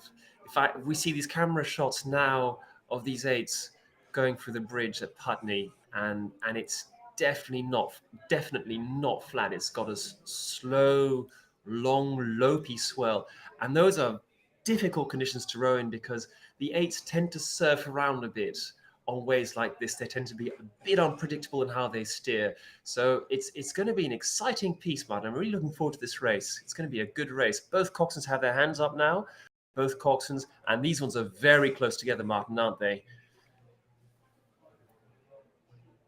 Really close. Unlike when we saw the Cambridge women race Nereus, there was a big gap between them. These coxes are both fighting for that same strip of water, Peter. Yeah, these both coxswains have There's clearly... Jack Totem, Charlie Elwes closest to us. Sorry, Peter, you go. Yeah, these two coxswains clearly have an idea of where they want to be on this stream. They both want to be in the same spot. We can probably expect some clashes, Martin, I would say. And the start has been given. Totem's hand went down. Elwes takes the crew off. They really bettered Leander, this Oxford crew, but they had the two men who are missing today. The water looks very poppy, doesn't it? Yeah, and, very wobbly. We're getting a close look at the Oxford crew. Very wobbly indeed. I've got Oxford at only 43 strokes a minute. Crews of this caliber would often come out at 45, 46. And I've got Oxford Brookes here also at 42 strokes a minute. So both crews in these wobbly conditions, really emphasizing the power of their strokes, making sure they get their power onto the blade when their blade is buried. Brookes look really good on the far side, don't they? And really fluid. And I think they've got a lead over Oxford at the moment, of a decent lead at the moment of 3/4, half a length. That is a hell of a lead to have this early in the race, isn't it? That is a fantastic way that Brookes has taken off the start there. They seem to have gone almost slightly lower rhythm than the Oxford crew, than the blue boat, this Brookes boat, and it's their distinctive maroon colours, their burgundy colours. They've got a very powerful, steady stroke through the water, and that is a fantastic way to start this race. And I think they've got around a half to a 3/4 length lead already, Martin. Of course, this Brookes 8 are made up of athletes who would expect to be in the British international team this year. They are training at Caversham. They have come together to row in the Head of the River 8 race, which is coming up. They haven't been in this 8 for long, but they have taken a very, very impressive lead early in this race from an Oxford crew that is, even despite the fact they've got substitutes on, an Oxford crew that is very strong. Jack Totem steering close to the Brookes 8, and Brookes just trying to break contact. This is a great matchup, isn't it, Peter? This is a fantastic piece here, and this Oxford 8 is looking slick, it's looking fast, but the Brookes boat has just edged out now. They've almost got that length. I think not quite. My guess is the umpire prevent them from cutting across Oxford just yet. But Oxford has now got a lot of work in front of them. They've got to maintain contact with this Brookes boat as they come round this Fulham bend here to prevent Brookes from crossing in front of their bows. So the Oxford Cox right now will be really urging his crew on, trying to tell them to maintain their speed and to hold that Brookes boat off. And I see some steering there, Martin, from the Brookes boat. My guess is the umpires told the Brookes boat not to move across just yet. Yeah, I'm not sure the lineup of the Brookes 8, but we do talk about people like Dave Buick-Copley, Freddie Davison, Matt Aldrich, Josh Bigowski, Tom Digby, Sam Bannister, Oliver Wilkes, Morgan Boulding. And they do look great there, don't they? Really cohesive on the front ends. And you wouldn't think that 8 has only just come together for a couple of outings. You'd kind of think they were more used to rowing with each other in this format. They've been in pairs. They've been away in Portugal at a Viz in the smaller boats. I guess maybe part of that time they were in the 8, but very impressive early on from Brookes. Look across from the Coxing there, the Coxing. The Middlesex bend is just unwinding now, and Oxford are in contact. They'll be pleased that they've got some kind of contact, Peter.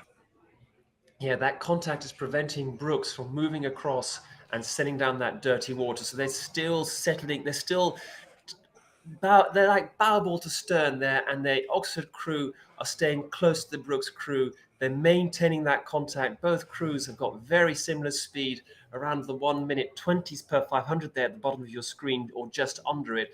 So the Brookes crew really took that lead after the start, and since then things have we've got two crews locked here in a battle, trying to see if the Brookes crew can break away and if the Oxford crew can stay with them. And I have to say, Peter, this is a great opportunity for Oxford to learn about rowing down in the boat race and to see just what they're made of. I mean, Oxford traditionally have a big push around about Harrods. Expect to see them throw something down and to use the advantage of their bend. The course will move round to the left of the screen, the Great Surrey Bend. And if Oxford can just keep overlap the Oxford Blue boat ahead of Oxford Brookes, which they are doing now, there's a chance for them to move back. So it's all to play for now. It's really interesting. This race will go down Chiswick. We are just over halfway through. There's still a lot of racing left to go in this race, you sense, Peter? Yeah, this is a fantastic move here by the Oxford dark blue boat. They're really sending down everything they've got. They're whomping down those legs, giving as much power as they can to stay with the Brookes boat as we now move towards the Hammersmith Bridge. And they're still maintaining just that bit of contact. The dark blue oars there you can see as we row here past the Harrods Depository. The dark blue oars are almost rowing in clean water, and that means they've still got good grip, they've still got good pressure, and they're maintaining that bit of contact, and they've got the next inside bend here. So we've got a really great race on our hands here, Martin, haven't we? I think they are moving back, Oxford on Oxford Brookes. Oxford Brookes, the crew with the yellow undershirts and the burgundy and the blue, white and red blades. Oxford, of course, with their dark blue, and they are edging back on Brookes. This is the bend that Oxford will seek to maximise. You can see it move round to the left. We probably have about 3.5, maybe 4 minutes of racing left in this. And if Oxford can move back on Oxford Brookes, that will be a tremendous morale boost. And you can see they're moving back. I don't think the Oxford Brookes Cox wants to move over, despite being warned a little bit by the umpire, Peter. No, and especially here, as we pass here through the Hammersmith Bridge, both Coxes have their clear marker. There's the second lamppost on the bridge. And there you have it. There you have it. An iconic shot of these two locked in battle as we go past this Hammersmith Bridge. I am almost without words, Martin. This is a fantastic battle, isn't it? We've got the blades there. You can see them clashing. The Oxford Brookes Cox will not move over. And despite being warned by the umpire, don't expect that to happen in the boat race. If the umpire warns you, you've got to move. But Oxford are coming back. It looks like they've gone through the clash better. And these are these big ergo scores. You've got the Barnaby Delars 542k ergo score. You've got in the stroke seat Charlie Elwes 544 for the 2k. And though that power in the 8, Dave Ambler in the 4 seat, Roman Reesley behind him, really pushing on. What have they got now in this last Surrey bend? And you can see the gap has gone down to half a length. Wow, what a race. What a race, Martin. Now, the difficulty here will be the Oxford Coxing, who now has the inside bend, Jake Totem. His challenge will be to not let himself get pushed too far into that bend where the water gets slow. So he's got to try and maintain his station. He's got to hope that the umpire holds off the Brookes boat from cutting across too much. These 2 8s are very close together, and it's all to play for, Martin. It's really all to play for now. If Ox manage to get another big push in, they could try to draw level again. Yeah, Brookes have just enough to push. They've had a little push, haven't they? They've held it off. The Caversham boys in the Brookes 8 have held off Oxford Surge, and Oxford are going to have to find something big now to move back on Brookes. Brookes moving out to just under a 1 length lead, and Oxford, they moved back, didn't they? But around this Surrey bend, they haven't managed to capitalise on it. And the race course is unwinding. We've probably got about a minute or so left in this race, and I think Brookes are going to take the first piece, but still Oxford, although bruised, are going to emerge with their heads held high. With names in that Brookes boat, Martin, I would be pretty satisfied here if you were the Oxford crew with the subs they got here. They're racing hard, and clearly they might need to do some more work to their speed off the start, but their speed in the middle part of the race is very solid. It's very composed. It's very consistent. So these guys, they're a classy outfit, and they'll give us a fantastic race against Cambridge in 2 weeks' time in the middle part of the piece. Oxford University are rowing down on Oxford Brookes. You see Oxford Brookes coming up to the finish there. In terms of Chiswick, there's a big gap between the two crews there. I don't know what's happened in terms of the picture there. Oxford. I'm not quite sure either, Martin. It looked like we had a shot of somewhere further down the river, maybe of the Spares race. I think it was a shot of the Spares race. It was happening early on up at Chiswick Bridge. Now we're back here on this piece, and that was a very good push again by the Brookes crew here as they try to consolidate their lead. It seems like the Brookes crew, Martin, have a bit more fluctuations in their speed. What do you think? Yeah, definitely. I think they soaked up that Oxford. I think what Brookes did really well was to hold Oxford and move away from them around the outside of the Surrey bend. I mean, they let Oxford, or say they let Oxford. Oxford had a massive push to try and get back level. They got to within half a length, and then Brookes really impressively, cohesive crew. They're rowing beautifully, nice fluid move forward as we come to the end of Chiswick, and you can see it's just about a length, just over a length as they race round to Chiswick Steps, round the end of the Ayot. And we expect this race to finish soon. Oxford up at 36. Yep. There the Brookes crew has signalled to the Oxford Cox that he wants to wind down the race here, and both crews have finished here around a length. I would call it, Martin. I would call it around a length difference for this one for Brookes here. And the Oxford crew, the dark blue boat, they'll want to work, I think, Martin, on their speed off the start and see if they can manage to stay there a bit longer in, let's say, the first 1.5 minutes of the piece. What do you say? Yeah, I think it's really interesting. I think the clashing is really interesting. I think I saw the Brookes Cox turn round and shout at Oxford, you know, giving it the verbals. I think Jack Totem, I don't know whether he was complaining to the umpire.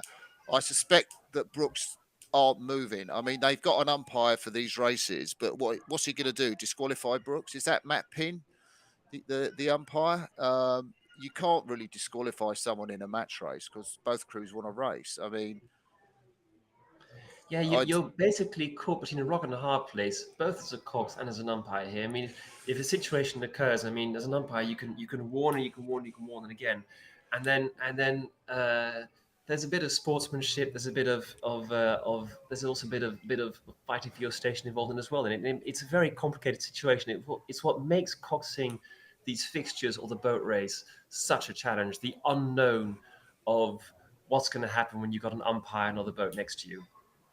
Yeah, absolutely. And so we saw that race there, the might of the Oxford Blue Boat, be it slightly less mighty than they were when they raced a couple of weeks ago against Leander.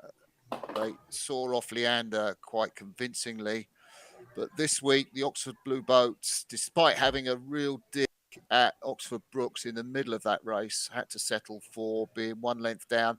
I think Sean Bowden is going to be pleased with that race, though. I mean, given the sort of makeshift nature of his crew, and Yeah, given he'll the have been able to quality. see that his guys are clearly they can clearly manage to make good speed regardless of the lineup, and it's a testament to the depth of the squad he has, isn't it? He's got so many good guys to choose from, and we're just getting a message here, Martin, actually, that the Brookes crew that they got disqualified for this, so that'll be for their steering, will be my guess, for cutting across Oh, too that's much interesting. towards the Yeah, Oxford boat. yeah. Yeah, we saw the shot of Matthew Pinsent there. I think that was Matt Pin as the umpire. And yeah, it did look, basically, they're just not going to move. You know, I mean, in a sense, okay, so they've been disqualified, but, you know, that 1 length margin is going to be what the Oxford Brookes guys wanted. I don't know. Yeah, and What would you say the next race? Would you, as the Brookes Cox, be a little bit more?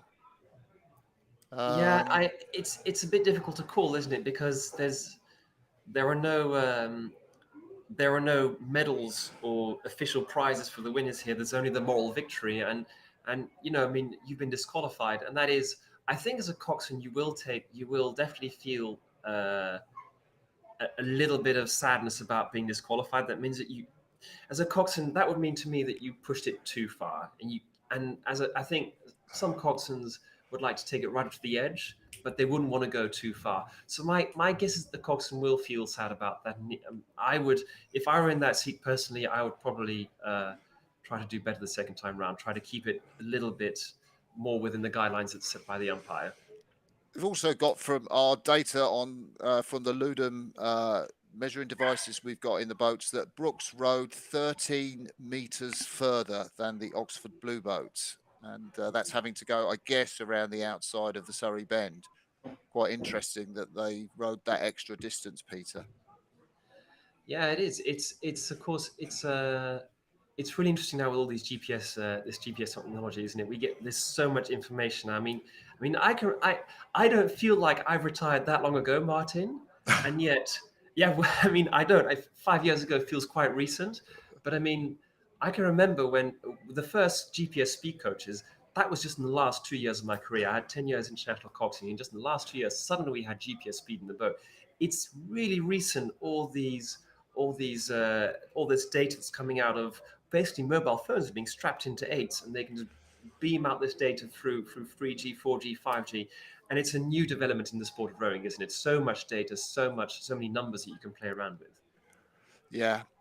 So it'd be great to know the exact lineup of that Oxford Brookes crew. It's a shame that I guess in terms of Oxford Brookes, they haven't got the media people or so on to put out exactly who's in that lineup. But they are a credit to the coaching setup at Caversham. I mean, they were moving so smoothly, so cohesively together. They did look fluid round the back turn. There we see the Oxford boat. I think they're rowing back up to the start, towards the start of this piece. It will be from Chiswick out to the boat race finish, this second piece. And we're going to be treated to another feast of gladiatorial combat.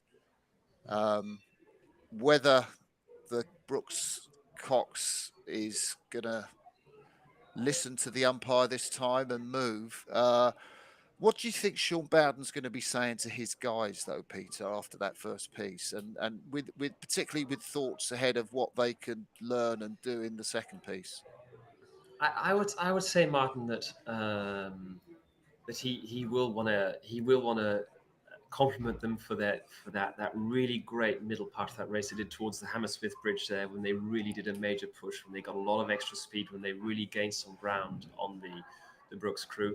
And I think every coach wants to when they go through pieces like this and they gather their lessons learned, or they evaluate their pieces, they'll talk both about the positive and about the opportunities for improvement, and that's got to be a positive, hasn't it? And the way they stayed composed under pressure has got to be a positive.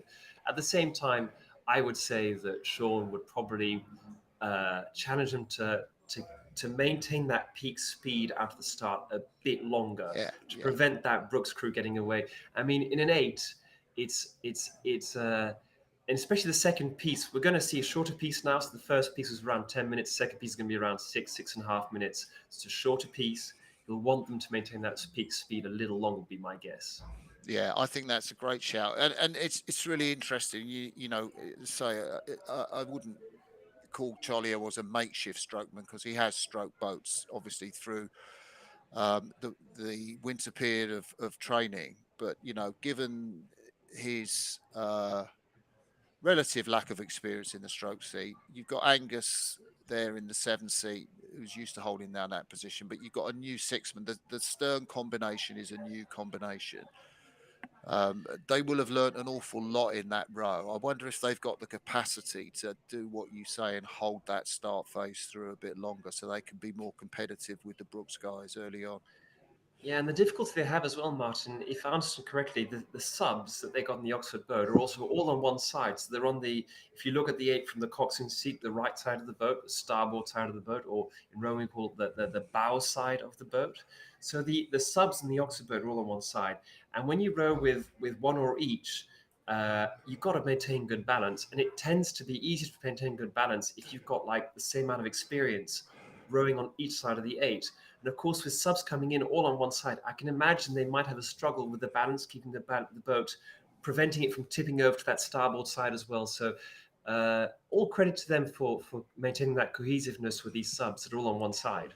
Yeah, I thought actually looking at them, I had the impression that Brookes 8 was smoother on the recovery. They just looked that little bit of more loose than the Oxford guys. Yeah, well, no, whatever really. And we just. I think the crews will be on the same stations, which means that Brookes will have the advantage of the Middlesex bend, and Oxford will have the first bit or the last bit of the Surrey bend, and they're going to have to make an impact off the start because, I mean, to lose to Brookes and then to have to row round the outside of that last Middlesex bend is quite an ask, isn't it, Peter?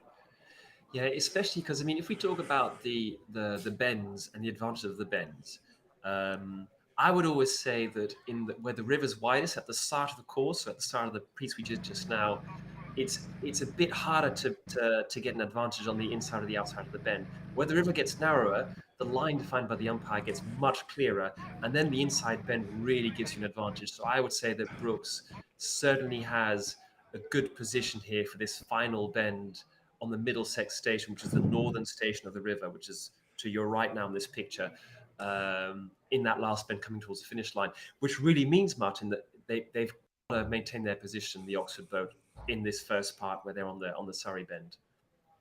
Brookes Coxing hand is down, and both crews are off. Nice, easy first stroke from the Brookes crew, going through their wind. Looks very relaxed as they come out forward. Oxford perhaps a little bit more forced, and really the Oxford crew, if you're just tuning in to this Gemini boat race fixture series presentation by Ludum, got the Oxford crew on the left. Welcome to our show that we're putting on this afternoon. We've got the Oxford crew who have now got a slight lead, and it does seem like Sean Bowden has talked about the start with this dark blue boat. Yeah, I've got them rating of 40 here, Martin, so they've got a nice aggressive rate. It's slightly higher than what they had at the start of the first race, and I think they've got like half canvas lead here against the Brookes boat, which is a very narrow lead here against that boat in yellow. And of course, the question is, this is where Brookes in the previous race, this is where they powered away from that Oxford boat. They maintained the speed they got at the start, and this part here, like 1 minute in, is where we saw the difference happen just now.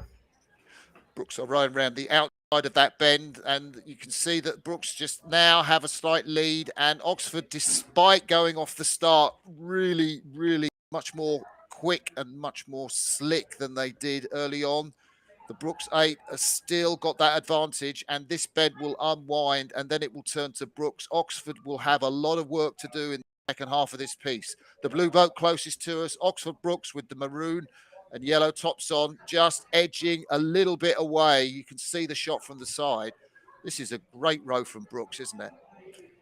It's a great row from both ends here. We got a match racing here, and now for those who don't know the course, this next minute or so is a straight minute. It's a minute where both crews have got their rudder straight, and they can just hammer down this course here towards the next bend to the right, to the starboard, which is the final bend of the course.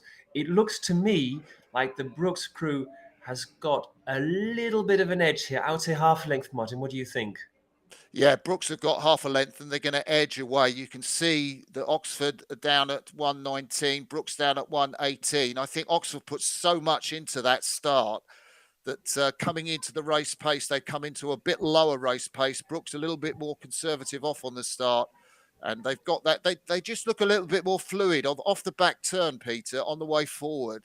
They just look a little bit more loose and long, blades slipping in than the Oxford crew do to their right. Yeah, to me, the Brookes crew have got they really set themselves up well from the finish, the way they move forward. So there's that lovely loose release they have there. It's connected, then it just pops out. It's clean. It's very clean, and they just have that loose glide from that release that moves back forward to the front end. They really set themselves up very well, I think, in that way. And now we see here as we move past the bandstand, which is approximately 2.5 minutes to go, the Brookes crew's got a half lead length. And as we know, Martin, they now have the advantage of the inside bend. And the Coxing, I saw him looking back just now. Maybe that means the umpire's calling out to him not to cross across the bows of the Oxford crew. Yeah. Yeah. And we've got a crab. crab There's here. a crab, and that is the Oxford bowman. Liam Corrigan has caught a crab. No, sorry, it's the two-man. It's the guy, James Forward, in the two-seat. What a disaster for them in terms of this piece. His blade went parallel to the boat. That was James Forward, the sub in, the 21-year-old, and just caught that crab. And I think that was another clash to do with Brookes, Peter. I know, but I just saw the flag of the umpire there, and I wasn't quite sure whether he was pointing to starboard or to port. If he was pointing to port, then he was actually warning the Oxford crew to move off the Brookes boat. But that clash has really almost ended this race, hasn't it? That clash means that now the Brookes boat are away clean, and they can send their puddles down to the Oxford, to the dark blue boat. And the Brookes boat have now, they've got a clear advantage, and they're just powering away. You can just see the Cox there looking over his shoulder to the blue boat, and he knows he's got his clear water advantage. He's actually crossed the bows. He's now just effortlessly moving down the course, sending that dirty water down to the dark blue Oxford boat. That is so dispiriting, and one called it unlucky because these things do happen in the boat race. But generally, if you lose your oar, you might lose a couple of strokes. But actually, it turned round parallel with the boat and was acting on a big drag, just slowing that Oxford boat down almost to a standstill. And now it's going to be so dispiriting for the guys in dark blue closest to us. And Brookes will just be loving this, won't they? They'll just be sitting up there, and rowing's a strange sport. I mean, you've got to be quite a way ahead, especially if you're sitting at the back of the boat, to be able to see your competitor. And the stroke man in the Brookes boat now, he can look down on the Oxford boat and he can see him coming. He's in a very comfortable position to just follow the race, to see when they attack, and he can just hold his rhythm there and wait until he reaches the finish line, which we're almost at, aren't we? I think it's another 25 to 30 seconds till we hit the finish line, Martin. No, little bit further, I think, Peter, but not far off, probably a minute or so. And there's the Oxford boat. I mean, what is Jack Totem, the Cox, going to be saying to the Oxford boat at the moment? It's a really difficult one. I've been in situations obviously before, and I've been behind trying to talk to my crew, Martin, and I'm gonna say this ironically. There's nothing more you really can say. So you gotta help the guys do the best piece they can, but it's nothing you can say is going to change the result, is it? No, that's true. You've got to be focused on process, focused on rowing. I think the dark blues are moving back on Oxford Brookes, to be fair, in this last part of the race. They'll take a little bit of encouragement from that. This is an Oxford crew rowing with two substitutes on board. Unfortunately, James Forward, the lad in the two-seat, did catch a crab, I think, hitting one of the Brookes blades just as they came by Barnes Bridge. Tassilo von Müller, the man in the sixth seat, you can see him there with the dark blue cap on. is the other sub in the Oxford boat, but Brookes power ahead to the finish line in the burgundy and maroon colours. There is our picture from the side camera. We're sorry the pictures are being interrupted from our camera following the race in the umpire's launch. And here's our finish line camera, Oxford Brookes on the left picture, just coming up to the finish line. Compact, smooth, cohesive, long. And of course, in the lead, which is a lovely, comfortable place to be in, gives you confidence. When you're confident, you can just reach out and row these long strokes as they row here through the finish line in Chiswick. There is the finish post, and Brookes have passed it. Hands go up in the Brookes boat, I think. And that will be a hell of an experience for the Dark Blues. You can't buy those sort of experiences. And given the fact that they didn't have a fixture against University of Washington, it was organised, but Washington couldn't make it over. They only had the one fixture against ISIS, and now they've had this experience against Brookes. I wonder where that leaves the Dark Blues and their psychology ahead of the boat race. It's going to be tough, isn't it? I mean, you need that racing experience. You need to be put under pressure. You need to face the fire and face the music, as it were, to come together as a crew. You need to especially in eights, Martin, I'm sure you know this as well. I mean, it's important for a crew to sort of figure out their agreements. What if this happens? Then we do that. And you need to face difficult situations to figure that out. And especially for a coxswain, and I remember this from my days, you've got to, it's these difficult situations that give you your sort of your standard cause that you can fall back upon when things go wrong or when things go well. Yeah, yeah, and I mean, given the clash is interesting because, you know, once you clash, you can't control necessarily what the blades are doing. I mean, people will say I can row well in clashes, but you know, that was such an uncontrollable. And I think the flag was out for Oxford to move at that point in the race. It'd be quite interesting if we, you know, got to look back on that. But I think Pinsent had his flag asking Oxford to move, in which case the umpire would have seen that clash as Oxford's fault. Yeah, and I mean, to be fair to Jack Totham, so he was pushed about a bit by the Brookes crew in the first piece, so I can definitely understand from his perspective a wish to sort of, for a bit of payback. I mean, you know, to sort of say, right, mate, you've tried to make my life tough. Now I'm going to do the same to you. I'm going to give it you all. And the other thing is, and I'm sure you know this too, Martin, that when you're the crew behind, it can be quite attractive to move a bit closer to the crew in front, because your bow rower might clash a bit with their stroke rower, and that means that, and of course, your rhythm isn't as disturbed when your bow rower gets a clash, but it gets more disturbed when a stroke rower gets a clash. So yeah. I can imagine that it's an interesting position for the Oxford Cox to take that gamble, to try and see where his limits are before he gets called back, and also to try and see if he can destabilize that Brookes crew. And then sometimes these gambles, they just turn unlucky, don't they? It's basically bad luck, and then a rogue can catch a crab. Yeah, and I think the psychology. I mean, the Dark Blues will try and take what they can from that race. They'll try and take back that great move they made against Oxford Brookes in the sort of middle of the first piece. They will take, you know, that they were slicker off the start and the beginning of the second piece. Maybe they might take that they, you know, once they'd recovered from the crowd, they did manage to keep their rhythm going and maybe move back a little bit on the Brookes 8. But you've kind of, it's interesting because, you know, I guess that Tobias Schroeder, the stroke man, is going to come back in once he recovers from the COVID, and Jack Robinson, the Aussie, is going to come back in. That's going to make the Oxford crew a bit more familiar, stronger. Yeah, I mean, there's a reason why Sean Bowden selected these athletes to be in the 8 in the first place. I mean, he isn't racing the fastest 8 he could put out there today. He knows he can make it faster.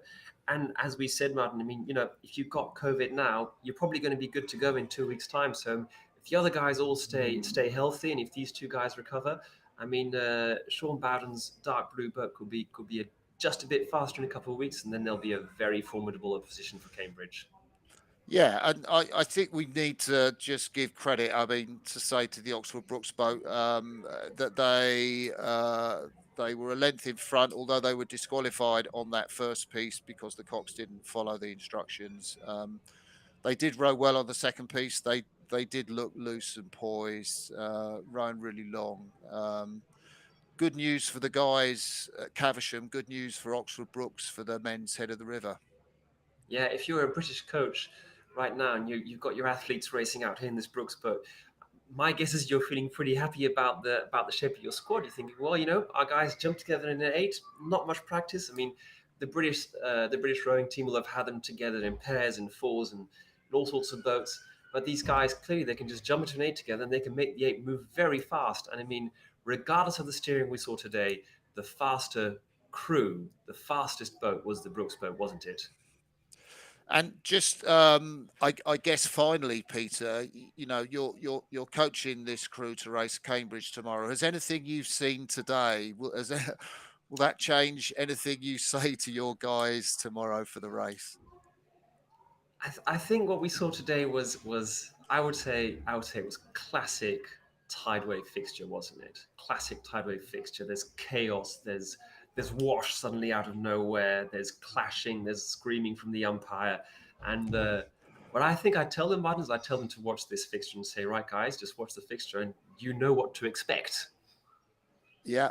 So what we've got now is finally we've got the Brookes order. So it would be good to give a name check. If you're still listening to this Gemini boat race fixture series presentation. The Brookes Cox was, of course, Harry Brightmore, who was quite aggressive in that first piece, got his crew disqualified. Stroke man, Freddie Davison, the ex-St Paul's schoolboy, lovely rhythm. Dave Buick-Copley in the 7 seat. Morgan Boulding in 6. And then it was Sam Bannister in 5. Tom Digby at 4. Rory Gibbs in the 3 seat. I think that was the one name I didn't mention. Josh Rogowski at 2 and Matt Aldridge up in the bow seat. And these guys, they didn't quite win the pairs trials, these guys. I think Dave Buick-Copley and Freddie Davison were the second pair behind the Cambridge pair of Ollie Wynne-Griffith and Tom George in trials. But that was the Brookes 8 that raced Oxford and did so well. Yeah, let's not forget Josh Rogowski there is, of course, an Olympian himself, another very decorated rower. So it's a fantastic lineup, it's an experienced lineup. And if I were a coach at Caversham right now, I'd be looking forward to the World Cup and the World Championships this year, Martin, I think. Yeah, definitely. So we thank you for joining this presentation powered by Ludum of the Gemini Boat Race Fixture Series. I've been Martin Cross. It's a pleasure to be joined by Pete Wearsome of the Netherlands. Good luck in your fixture race tomorrow against Cambridge. But thank you very much. It's goodbye from me. Goodbye from me too. Thank you for joining us, and we'll be with you at the Fixture Series, we hope next year, but now we hand over to the actual boat race on April the 3rd, and the BBC will be taking you through that. So it's bye from me and bye from Peter.